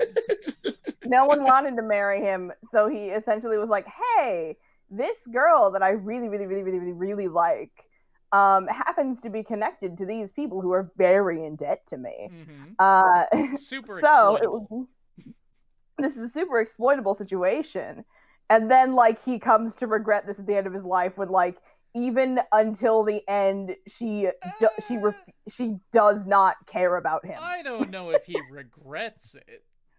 He doesn't regret hates doing that it it. didn't work. Yeah. He doesn't regret doing it. I think that's it's crazy. It's crazy because that was actually foreshadowed in the first episode where he says to Gloria, like Gloria says, Jeanie should have let Catherine dance with Paul because Catherine is so in love with him, and he turns to her and says, if Catherine really loved him, she would steal him from Jeanie. I never thought of that. Oh, That's a good point. Very That's a good point. fantastic point. I gotta share that with Mariah. Incredible foreshadowing. Dude, also, can we talk about how much of a beta male Paul is? Because like Dang. he just comes in, he doesn't get the girl that he wants, and instead of just fucking being like, all right, you know, I'm gonna move on, he has to go on and marry her sister and then make a note to her, like write to her about like, oh, you're actually not a consolation prize, you know, I didn't You're the only woman for me. Yeah, you're the only woman for me, even though like 15 minutes ago I wanted to be with your sister. Like I'm like, dude, what the fuck? I don't know. Like, obviously that's a little bit cringe, but I do think it's reasonable for Catherine to have like doubts about Paul's intentions. Assuming he's being legit, I think that's a totally reasonable conversation for them to have. I'm not blaming Catherine. I don't think Catherine expressed any doubt. I think that's why it's cringe though, because there was never. Catherine is on screen enough to express doubt. Yeah, that's also true. I really loved the episode where Catherine just got to be like so incredibly like, fuck you, I'm setting your camp on fire. A fucking menace. She becomes a fucking menace. Why? And then they let her go back home. Why were those trenches there? Why were the trenches there? Irrigation. Like if it gets rainy and sure. Yeah, if it gets why do you need to shit. irrigate the camp? Why? So the ground doesn't get muddy. Why did they have to put a trench directly under the ammo supply? I think she moved. Oh, okay, you're right. I was gonna say I think she moved the oil keg. Is there enough oil in that keg to fill all the irrigation trenches? Dude, that's what happened, so I'm gonna guess. You know, you're right. It did. Maybe the idea was like literally just a way to destroy the camp quickly if they needed to? No, I don't think so. You might be right. I don't know enough about like 1850s era warfare to comment. Can we like go over like the events though, right? Because what happened is a civilian came in to a camp, right? An army camp, and performed a terrorist attack on said camp. That is what happened. And then she goes home back to the place where the army knows where she lives, and they don't go and arrest her. They just full of shit like this. They just fuck off shit like this. Yeah. Like, let's not What are they forget gonna do about it? That Jeanie goes up to a Union commander and says, hey, give me some tetanus serum for this child who's going to die. And he says, no, that's for our soldiers. And she pulls his own gun on him. I love how everyone in this show is just on the brink of madness. It's something about like existing in an era before plumbing was a widespread thing. This show was before plumbing. I dream of plumbing as a widespread thing. Plumbing. It has the same stretches and everything. But no, there was also that scene, I forget who she took the gun off of, but Gun Nun. Oh yeah. Who did she take the gun from?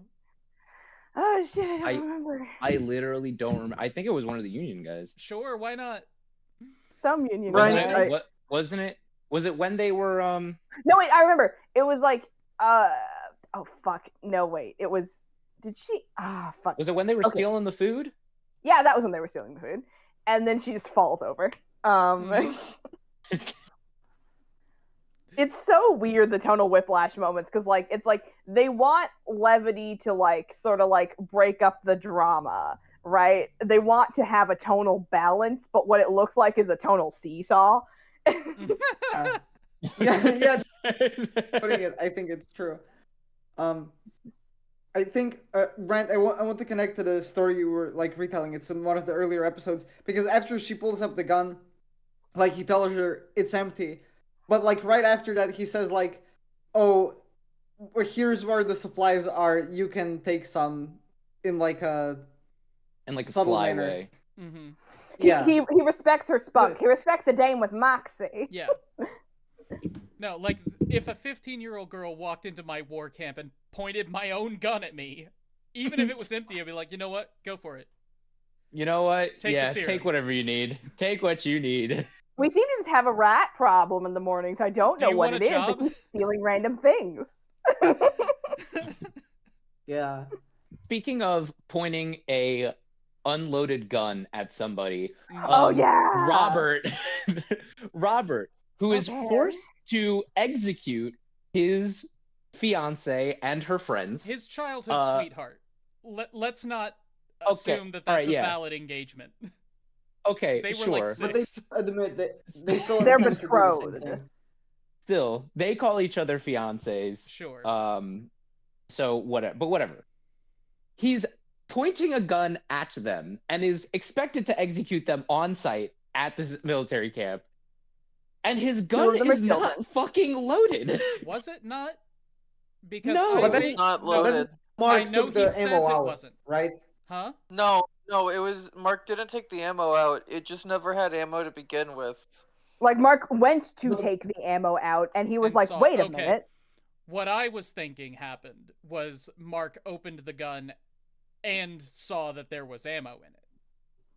No. Huh. No. What happens is, and there's a shorthand too, because this is how I knew the gun wasn't loaded before he even before there was even a question about it, because Robert takes the gun out of his gun holster and all the bullets are still in his gun holster, which is just shorthand for the gun is not loaded, Mhm. right? Oh, wow. Sure. So he sticks the gun at, but like, what the fuck was his plan? Was he just gonna fire blanks at them for an hour until somebody realizes and it's like, oh, you're not trying to kill them? What the fuck, Well, guy? it's like, Well, it's not his fault if there are no bullets in his gun. What are they gonna I do? think Go get bullets? Yeah. stalling. I think it's like that's why it takes him so long to pull the trigger, because he's like, I am stalling for as long as I can. I don't know what I'm Stalling stalling for figure what? something out, guys. Yeah, you stalling for what? This is why my base God King Mark comes in and just ruins the whole thing. That's why he's the best character. Yeah, he just He shoots a little wrecks shop BB and he makes at things Robert's hand happen. and makes the gun go away. Based God Yeah. King, huh? I heard yesterday a video, no, it was the day before, it doesn't matter. A video by Sophia Nagard went up and she was like going through like a theme park area where it's like it was America themed in Malaysia, and she's like, Oh. I like to see what other countries think of as America core. I feel like I was thinking that a lot as I was speedrunning through 6 through 13. Mm-hmm. So many America Korma. Also, like the whole like, I mean, the whole setup of that event of Robert not having any guns in his bullet, like, and then like there is something, I don't know, like a little romantic about the idea, not like romantic as in like lovey-dovey, but Sure. in like the grand sense, Capital right? R romantic. Mm-hmm. Yes. About like him being sent back and you see him just walking like a lone soldier and with the sunset in the background, and you know he had good intentions and he was doing it all for his, you know, his sweetheart, and it, like that idea in itself is like, I guess, America core, you know, just like a lone soldier being his best, being a patriot, but doing it for love, right? It's like that's cool, but the events to get there were so fucking funny. Like, I don't know. I just don't know what they thought of us, I guess, back then in 1990 or 1979. Like, Yeah, I don't know. I think this is very presumptuous and a little pretentious of me. But the idea of a soldier disobeying orders, I think, is very American, especially considering the Vietnam War, the proximity of the Vietnam War to this show. Oh, like time-wise. Yeah. Like yes, release. Yeah. The Vietnam War apparently lasted until 1975. So that was very recent. So we had a lot of imagery at this time of reluctant American soldiers fighting very close to home for the people who made this show. Yeah. This is true. So I don't know if that had anything to do with it. but it's an interesting thought. I wonder. I mean, it goes along with the premise of the series, right? That there's fighting on, or there's people you care about on both sides. Well, people you care about. There's one guy we care about, I guess, on the other side, the winning side. Right. The right side. Yes, the right side. Yeah. Let me make that clear. The right side. I don't think anyone was thinking that you weren't on that side. Yeah. No, that's a good point. Whoa, hold on. Just because he's black? Is that what you're saying? Who? What?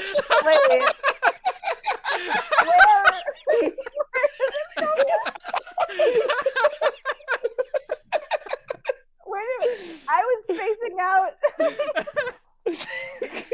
The joke is you just assume he supports the union because he's black. Yeah, that's kind of racist. I love it.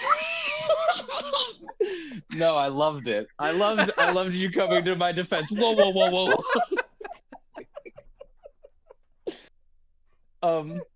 I don't even remember what I was saying. I'm so sorry. No, it was great. I love it. No, I mean, I'm sorry I made you lose track of thought. Very happy with I'm that saying joke. it was worth it. Yeah. I don't know. Something about Robert being the on right side of the war war is what we were talking about. Oh, yes, the right side of the war. Where was I going with that? It was something about because you were saying you think that like on both sides of the war. No. I was saying the point of it being how Bryant said that like he thought that maybe we just have a stereotype of like soldiers disobeying orders as like an America core thing. It's kind of weird for that to it's not weird for that to be a thing because we like I think maybe globally our biggest known thing is that we are a bunch of assholes who got away from England and we'll say said, individualist fuck you. rebels. Yeah. Individualist rebels, that works. And that That's being kind of like a thing where we soldiers disobey. I think it just goes along with the premise of the Civil War. Not to say that that's not an accurate thing to like stereotype America, but for everybody to look at, everybody outside of America to look at America and go, well, the Civil War had people fighting on both sides. So obviously there was going to be some dissent from soldiers who didn't have, or who had ties to the other side and didn't want to enact whatever, military action out because they didn't want to hurt their family.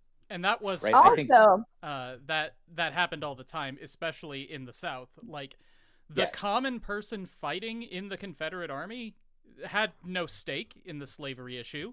It was just how their economy worked. That was a rich man's game. Like, sure, they thought that black people were inferior and deserved to be enslaved, just like most other people in the South at the time. But it's not like they had some like personal stake in it. When the fighting got tough, I feel like the common soldier was pretty much willing to be reintegrated, we'll say. Yeah, to just say, all right, we give up. Also, I don't know because like it was in like a History Channel documentary. I don't know if it was History Channel. It was in a documentary that I saw at some point that like apparently like guns were evolving in a way where they became objectively more deadly, specifically during the Civil War. Like the built like it's like they made barrels where the bullet now had a spin, and because the bullet had a spin, it could just like plow through your flesh. Oh, you know what? I have heard this. Yep, accuracy was the big thing. Oh right, yeah. Oh, it increased the accuracy. If it like the bullet could always plow through your flesh. It was the size of a baseball. Coming out of a miniature hand cannon. It just couldn't hit you is the thing. Right. But like, yeah, so it's like also dog tags were invented during the Civil War, I'm pretty sure. So like that's the level of carnage we're dealing with. So like I think like that whole aspect of it in like Jeanie and with the library seems to be like focusing on that particular aspect of it, the idea of like it's like dehumanizing for everyone involved, but also like one it's particular dehumanizing for everyone involved. Gee, I wonder. The one that's not represented in the show.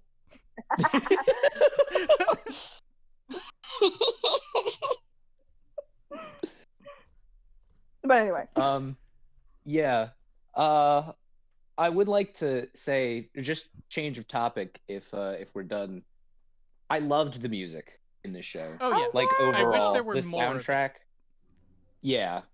There were mostly repeated tracks, but I really adored it. I'm a big fan of bluegrass and anything with like violins and banjos and trumpets and that old-timey southern type feel. I love that stuff so much. Excellent music choices. It was weird that they played My Old Kentucky Home so much when this is in Virginia.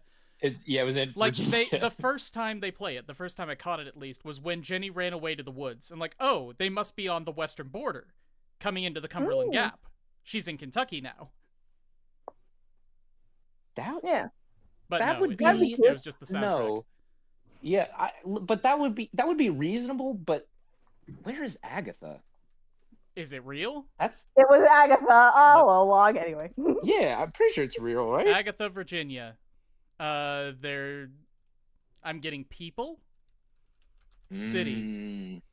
No results. No, not Agatha, not a real, Virginia. Also Agatha, not real. Maybe.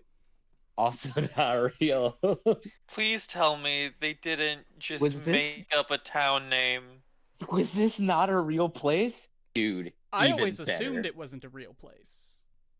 I assumed it was. Yeah, they had like world building about it or something. Well, that it was like. Let's go back to the thought that this comes from the novel real quick. Okay. If back in the day they were very reluctant to use real names, like I remember reading Les Mis, they would just put the first letter of a city and then dash out the rest. Which I was told was a way to avoid lawsuits. From the city? Because you don't want people thinking that you're actually shit-talking some city or some person. Interesting. I guess. But there was no... Well, I guess it depends on the context. Because I was going to say, there was nothing really negatively written.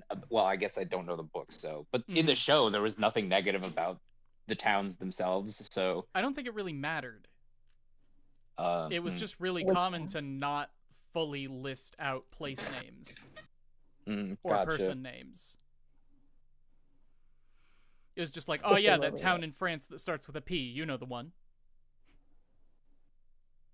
Yeah, sure. Yeah, we all know the one.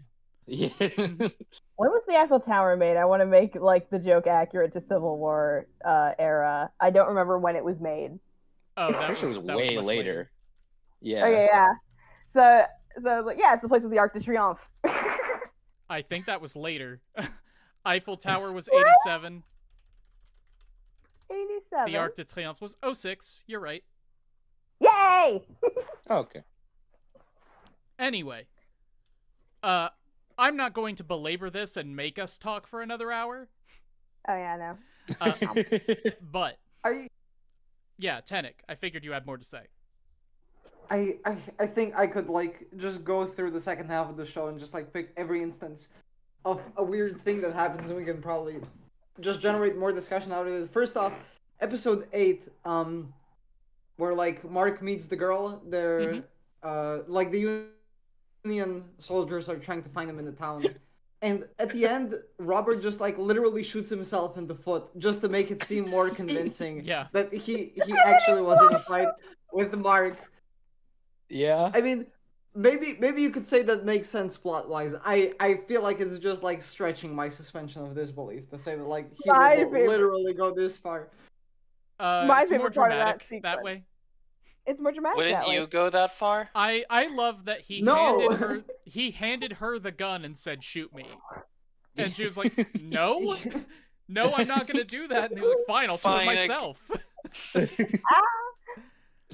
Why in the fuck? He was panicking. Oh, also, is that the only time in the show we see a bullet actually hurt someone? Oh. No, because Betty is killed by a gun. But is there blood? Like, Oh, there's We're almost asking no if blood this is the anywhere. only time we've seen blood. Yeah, because we see James Reed shoot himself, and there's no mark. And there's no blood, yeah. Yeah. There's one instance, I don't think it was, it wasn't that big, or I don't think it was by a gun, actually, so this might just be a moot point, but there was when Paul goes to blow up the ship that James is going to leave on the next day or whatever, the soldier that was guarding it he had like blood from his mouth, but I think that was clearly injured, but that's not a gun. Yeah, no. I think that's the only other time we see blood, though. I don't know. Like, we don't even see blood on the clothes of the soldiers in the hospital. Oh, yeah. Yeah, no, we don't even see that. They have, like, dirt and bandages, but no blood. I think the only time we see blood is when Robert shoots himself. Yeah. Bonkers. I think remember, kids, hurting other people is never good. I legitimately think that's it. No, that's the only thing I can think of, is he shot himself, so it's okay for him to have a wound. He shot himself and didn't die. Okay. It's not that gruesome. I was about to say, yeah, James shot himself. Yes, but that would be very gruesome. Yeah, it'd be hella gruesome. I mean, it's gruesome. He kills himself, and they literally say, yeah, he committed suicide, and that's just kind of it. Yep. That's another thing that makes it baffling to me, Tenek, that you seem to believe this is for children. Like, I don't think it's not for children. Like, I don't think children are supposed to avoid it. But it wasn't made for children. No, I absolutely disagree. This is like a hard disagree here. I have to say, I think like this is a hard G-rated show. It's made for little kids. I think that's shown everywhere, especially in the fact like how it treats violence. Yes, I will stand by this. I'm completely fucking serious. I will argue about this for the next hour if it's necessary. That's how convinced I am. I kind of want to hear the argument. I think this is what the next hour of discussion will be. Please tell me. So first off, like, I think we already talked about this, like, the weird lack of violence, or like, there's barely any blood. Maybe only one instance of it. But aside from that, there's also just like a consistent like through line of nothing really dangerous ever happening. People are constantly in precautious situations where someone's holding a gun, like they could shoot them, but like, you know, fucking Billy comes up and kicks them, and he never suffers any counterattacks. People from are that. burned alive. Tenek, I have. That's off screen. Tenek. In a hospital. Tenek, I have something that hard counters everything you have to say. Okay, go ahead. They didn't animate any more violence or stuff like that because it would mean they'd have to animate more. I don't think that's totally it. Also is like I do think the show made an effort to be family friendly. I just don't think it was made for children. It's sort of like, so in Tuck Everlasting is a book that is commonly handed to 5th graders-ish, approximately. There is a line in Tuck Everlasting where Tuck, like the man that's named after, but like the main character is a girl named Winnie. Anyway, he like the quote the fucking book. He it's like a man is dead in front of him. And Tuck is immortal. He didn't want to be immortal, but he is immortal, like immortal. And he, quote the book, stares at him like a starving man looking at a banquet. What the fuck? So, like, I guess what I mean to say is that technically the subject matter does not preclude it for being for children, but I don't see how the way that it is constructed makes it made for children explicitly. Because Tuck Everlasting was just a book that was made in like I don't remember when it was written, like the 1950s. And it was like it was just a book that someone wrote with a child as the main character. And so like children can relate to her very easily. And it's a very well-written book that's very easy for a child to get through because it's kind of short compared to other books. We also need to take into account Japanese sensibilities. Yep. Right. Especially of the time, right? Because you have stuff like Astro Boy that came out in the 60s, way before Genie, and people died in that all the time. And that one was made explicitly for kids. Well, I mean, I guess not explicitly for kids, but it was made for a younger demographic. Yeah, Astro Boy starts with a 10-year-old getting hit by a car. Yes, exactly, right? Just there's constant death and destruction and weird techno shit happening all the time. But that doesn't necessarily mean that like it is made for kids. There's a lot of things that are just made as a general for everybody that include a lot of death, right? So I think saying it's made for kids is it's not completely accurate, but it does probably lean towards like we wanted kids to watch this show. We wanted them to be, a big demographic of, who's watching. But I we're think not the only way making to it know explicitly for for them. Is if we saw the marketing campaign for this show. That is, I think, the thing that would really make me go, is this for children or not? I don't know. I mean, like, I feel like even other things, even if I don't have to just refer to the lack of violence or, like, explicit violence, I think, like, the humor, as I mentioned before, like, is very kiddie. I can't really look at the humor in this show and imagine that they made it with the intention that this isn't primarily for young viewers. I think you do have a point. Because I think Billy is that character that a lot of, especially young boys, are probably going to look at and attach themselves to. The Wesley Crusher. Yeah. Yeah. Well, like, what? One thing about all the death in the show and in Japanese media in general is that I feel like Japanese media, this is again just speculation as someone who does not know about Japanese history, does not like professional or does not like have an educated view of Japanese media history or anything. I feel like the history of war in Japan is just a lot harsher than the history of war in the United States, because war in America is not fought on our shore. Period. It does not come home. Yeah. In Japan it does. They had the Sino-Japanese War in the 30s and 40s, World War II in the mid-40s. And after that, they never had an army again. Yeah. I just feel like the people who made this show either were alive during World War II or their parents were. Yeah, it's very possible. And like, you talk about Astro Boy. Astro Boy was made 20 years after World War II.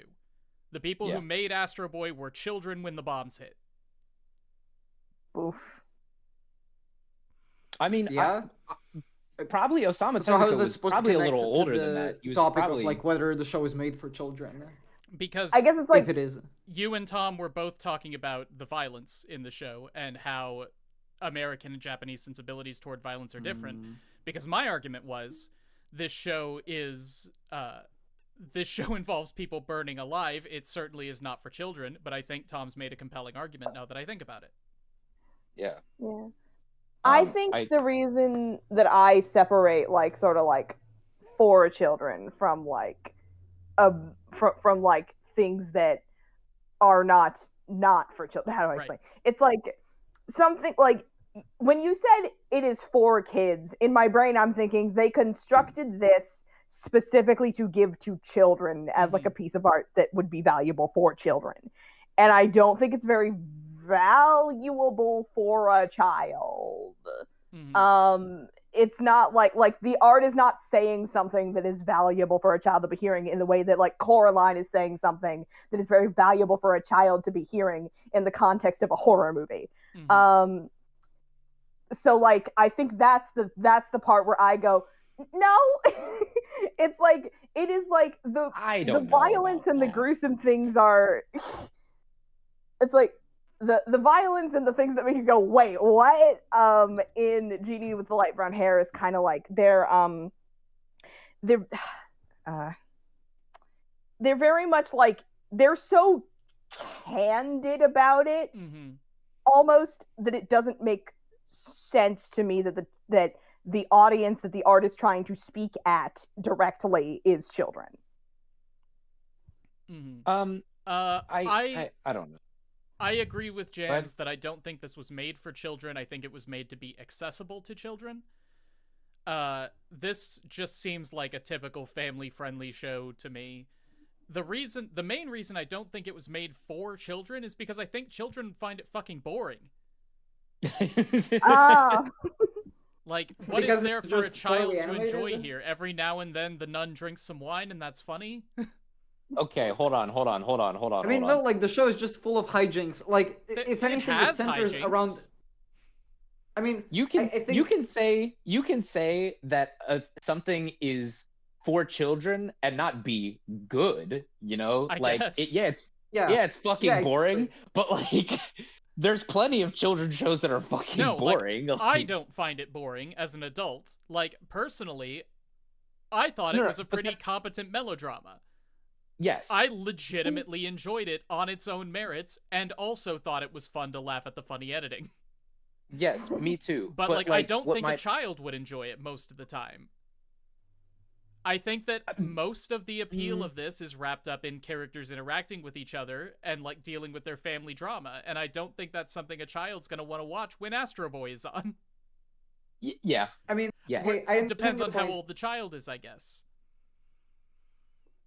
I understand your point. I do think you're right in a way, but I think your mind also might be highlighting the parts of the show that appeal to you more. Because although like a decent part of the show is this melodrama and it's about the war and the men, but like also at least half of the show is just this orphanage, the nun and the Mary Sue, who are, you know, getting at random stuff each episode. That doesn't really connect into any kind of coherent plot. No, I think that's exactly the part of the show that's supposed to appeal to children. You could also make the case that like because we've been talking about Astro Boy, like Astro Boy is specifically made for children as in boys, but this could also be a show that's made for children as in girls, right? Because there's tons of romantic melodramatic subplots going through and things like that, and talking about come on, man. But talking about like, you know, a daughter and her sister and you know, a mother and the father and the daughter's relationship to all of that, like easily could make the case that it's just a show for girls and Billy is there as just for the boys who might be watching with their sisters. Exactly. Something along those lines. Sometimes it's fun for a girl boss to have a little lackey. Mm-hmm. Yeah. Honestly, yeah, she's literally a girl boss. They had a very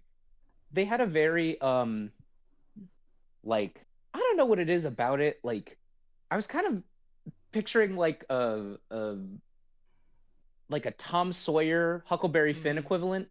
If that which tracks. I think is a bit more what Brotherhood is like.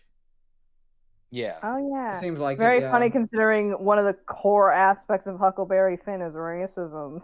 I like how we're still calling it Brotherhood. What else would you call it? Yeah. Yeah. It has the same order we of could call magnitude it of Jenny episodes. Ree, I guess.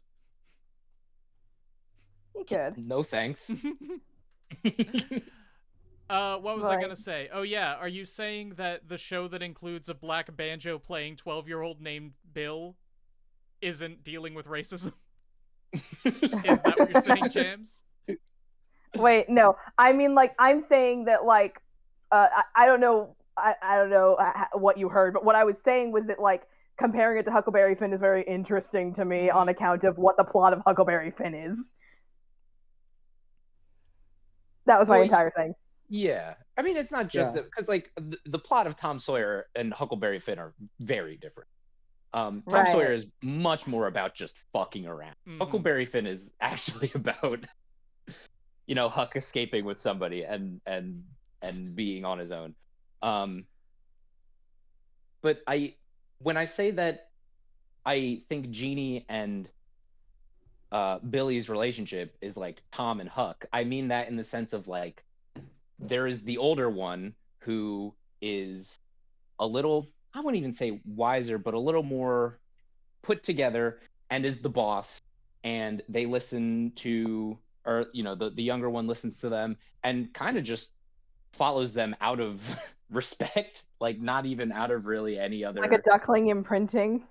Yeah, kind of like that. Like it's not, and I think that's a very, I don't want to necessarily say common thing in Japanese media, but I think it's enough of a trope. It's that mentorship dynamic. Yeah, kind of. But both of them are still incredibly young. I think it's like Kinpatsu no Genie works really well as like a coming of age story, and I think that might be where the 4 children vibes come from on account of coming of age TM. Yeah. Yeah.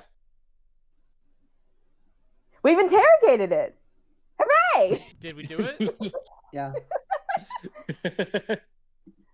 I think we did it. Wow. Like, the show is good, man. I legitimately actually enjoyed it. Me too. Yeah. Should we give it ratings, or do we want to talk a little bit more? I don't think you can rate this show. Is that so? Because my Mal disagrees. I wouldn't know what to rate it myself. There's something else. I gave it a 6 out of 10, personally.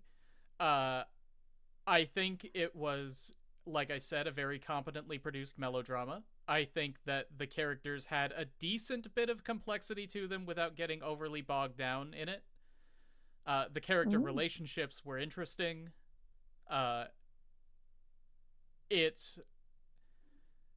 It moves from place to place. I guess I don't mean this as a compliment, but it's very of its time. It's very emblematic of the kind of media that was being produced at the time. So I guess I'm saying it's generic? Maybe? But... You haven't seen enough 70s show of course, to say, be honest. Yeah. Not at all. But just watching it on my couch in the year of our Lord 2025, it was an incredibly entertaining experience, both because of what the show is and because of what it isn't. It's very funny and very serious at the same time, and it doesn't try to be funny, which is the best kind of funny. So yeah, 6 out of 10. I really liked it. Tenek. Yeah, I feel like it's a mixed bag. I would maybe like say the first 4 or 5 episodes are like a 6, and then like it gradually declines, and like the decline is funny. I would be fine. Maybe, but it's also really boring if I'm being entirely honest. So I think like my average would be like a 5. Sure. Yeah. Oh, thanks, nobody. I try to look like myself. Nobody. Sorry, Tenek, go on. Yeah. I felt actually like genuinely disappointed in the second half, because I do think the drama in the first half was done well, but then there's just like too many decisions on parts of the characters that happen in the second half that like don't make sense, or like too rash, or just there for the melodrama. And that's compounded on top of the fact that like half the show feels like filler. All the shit that's happening with the orphanage children. That was honestly just kind of boring. Like certainly would have dropped the show if it wasn't for the club. No, like you say, these people make rash decisions that don't make sense. And that's one of the things I love most about the show. Everyone on this show is one step closer to the edge, and they are about to step. I feel like it really justifies, like, I don't know if justifies is the right, validates. It really validates my tendency to just get swept up in anything. Anyway, Scrub, how would you rate Genie? Blonde. For sure. Blonde. Unusually and altogether peculiar. Okay, this is hot. It's difficult to describe. Jams, how you feeling? Ooh, okay. I think I'm gonna give Kinpatsu no Genie. I'm gonna give 2 answers. Normal speed, I would give Kinpatsu.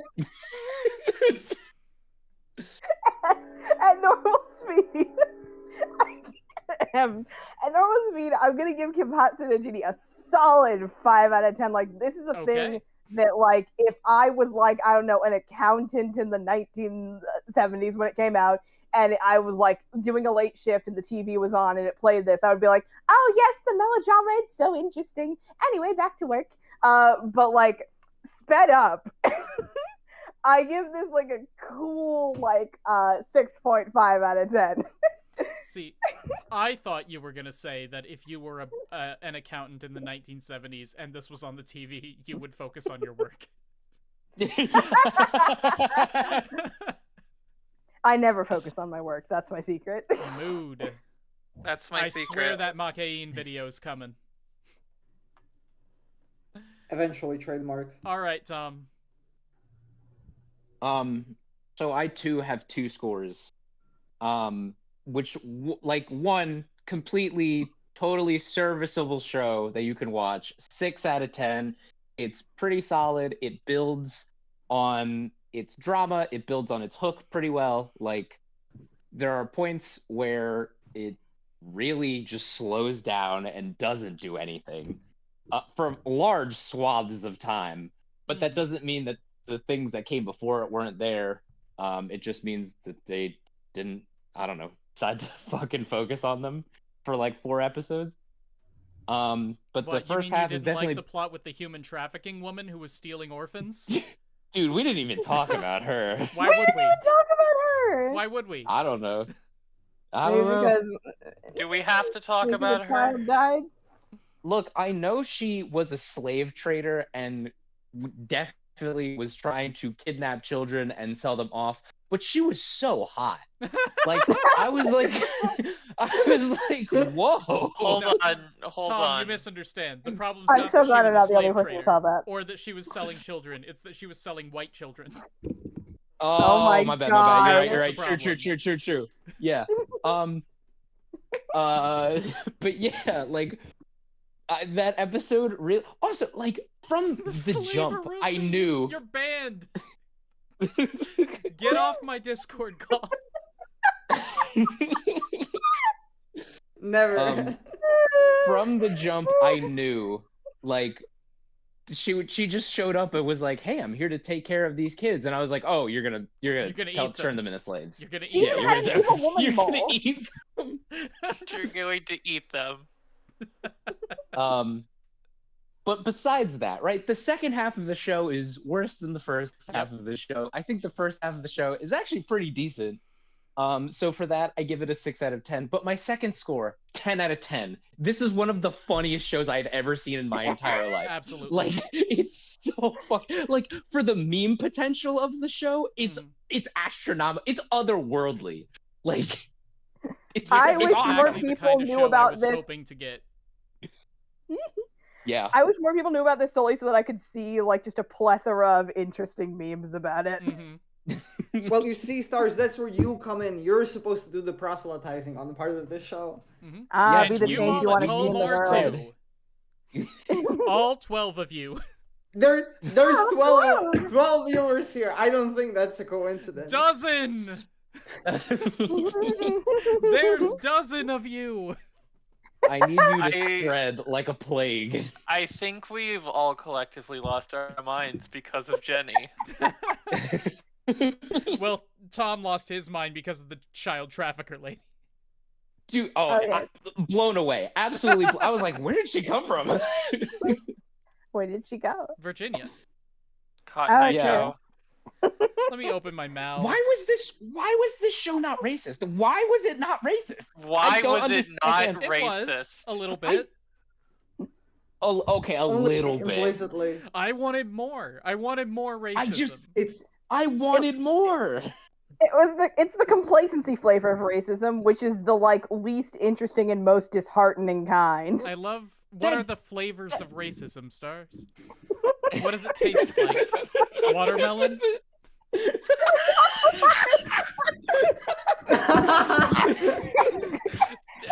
Never No, mind.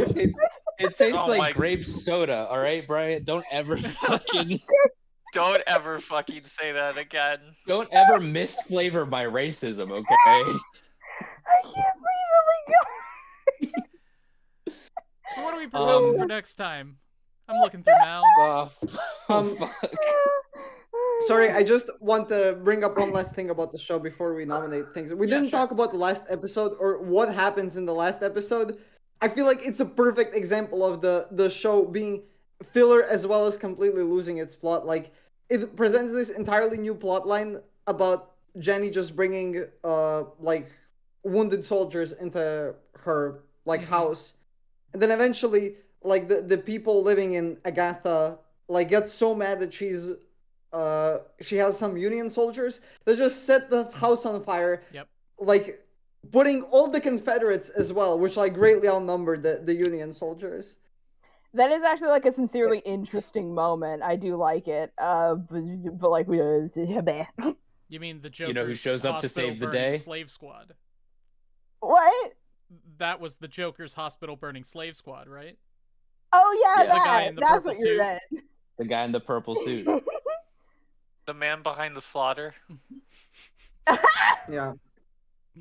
Also, I feel the need to note, like, I'm just shocked that, like, we're still 5 people talking about this show managed to fill less time than 3 people talking about Pantheon stalking. I never expected Well, for it's some because this anime show is club just stream one that to you have last to. shorter than that. This show is just one that you have to experience. Like, you can't talk about the impact of that slow camera pan on Jefferson Davis's enormous finger. Like, You can't that's- talk about like the repeated use of the one specific explosion thing where it's like like the zooming out of a static explosion where a horse is just like flung across. Did anybody? I have a very important question before we sign. Did anybody do the thing where they just like replayed a certain section and pretended their mouse was dragging the PNG across the screen? no. Oh my gosh, I never No. did that. I want to do that now. I did that multiple times. It was great. It was a good stress reliever. Whimsy. All right. Give me Yeah, something, Mal. we don't have a theme, right? No Just theme. Whatever. You whatever. want. April showers bring May flowers or something. I don't fucking know. I've got mine. Let's Yeah. think of our most got mine too. racist show. Yeah, we wanted racism. Oh, I actually have an option for that. No, You Scrub, had that's one okay. on the You top don't- of your head. You don't have to propose a racist show if you don't want to. It I'm picking, technically works. I don't think it's gonna matter. I'm picking erased. I see. Hold on. What's the um. most powerful one I have in the tank? Oh, wait, but can we even have 5 What's the nominees? most powerful one? What do you say, Tenik? Can we even have 5 nominees? Like, did the polls Fuck, you're allow right. more options again? Somebody else pick erased. Oh. To be Well, fair, anyway. I would like to pick one I haven't been on here in a while. Mm-hmm. Well, not me, Yeah, but that's you know. completely reasonable. Yep. Tenik, what are you up I to? I want to maintain my right as well. I'm gonna nominate Rascal Does Not Dream of Bunny Girl Senpai. Cool. Oh. I'll pick a race because I don't want to watch that shit. That show fucking sucks. I really do want to it's go gonna back be so to funny it. I talking think it about it. has interesting I know. ideas. I know what only my ever most watched the power- first episode. Bunny Girl I think Senpai, I wanted mean, not to kill erased. myself when I watched it, so I think I'm good on that one. I know what my most powerful recommendation is. Monica Magica. Mm, Oh shit! you're Big does that have a second season? No. Monica has a Doesn't- it movie. doesn't. It has a spin-off. It does It have only a has a movie. sequel It does have a movie. spin-off. Yeah, but No, no I've seen the first season 13 totally times. self-contained. That's not a question. I think Yeah. we could because the rest of this I guess the movie It is has all stuff optional to do with stuff. it. Yeah, it's all optional. Like the story, the season itself is very self-contained. And unlike Megalobox, I don't think anybody's gonna come in the chat and say like, "Well, if you watch Rebellion, then you'll see."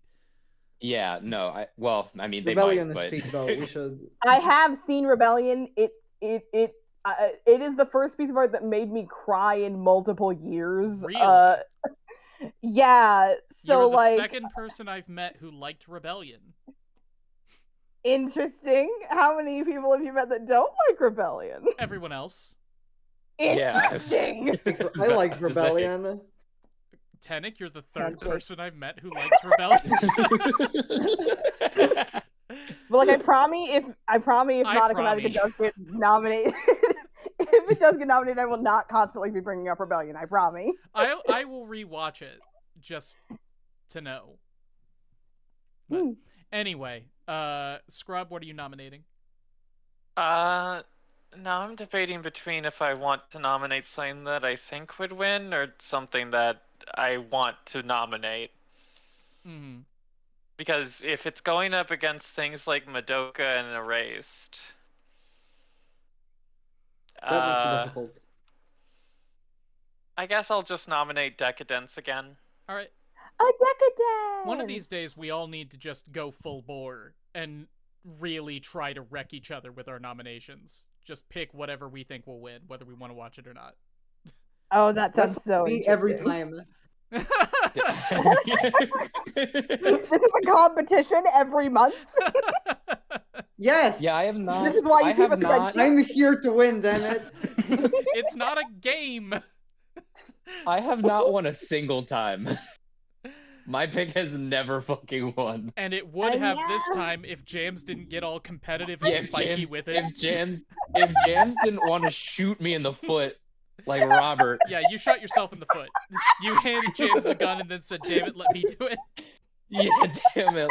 I'll pick Erased. All right. Everyone in YouTube chat, thank you so much for coming. The 11 of you mean the world to me.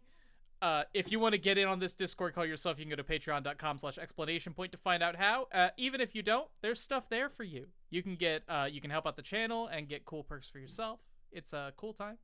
Hopefully you at least check it out for me. Everyone in this Discord call, thank you very much for coming. I'm so glad you enjoyed the show. Yeah. And Don't forget to spread the great word of Genie with a light brown hair. Yeah, everybody please tell a friend about Genie. It's an incredible viewing experience. Thank you for coming. I'll see you later.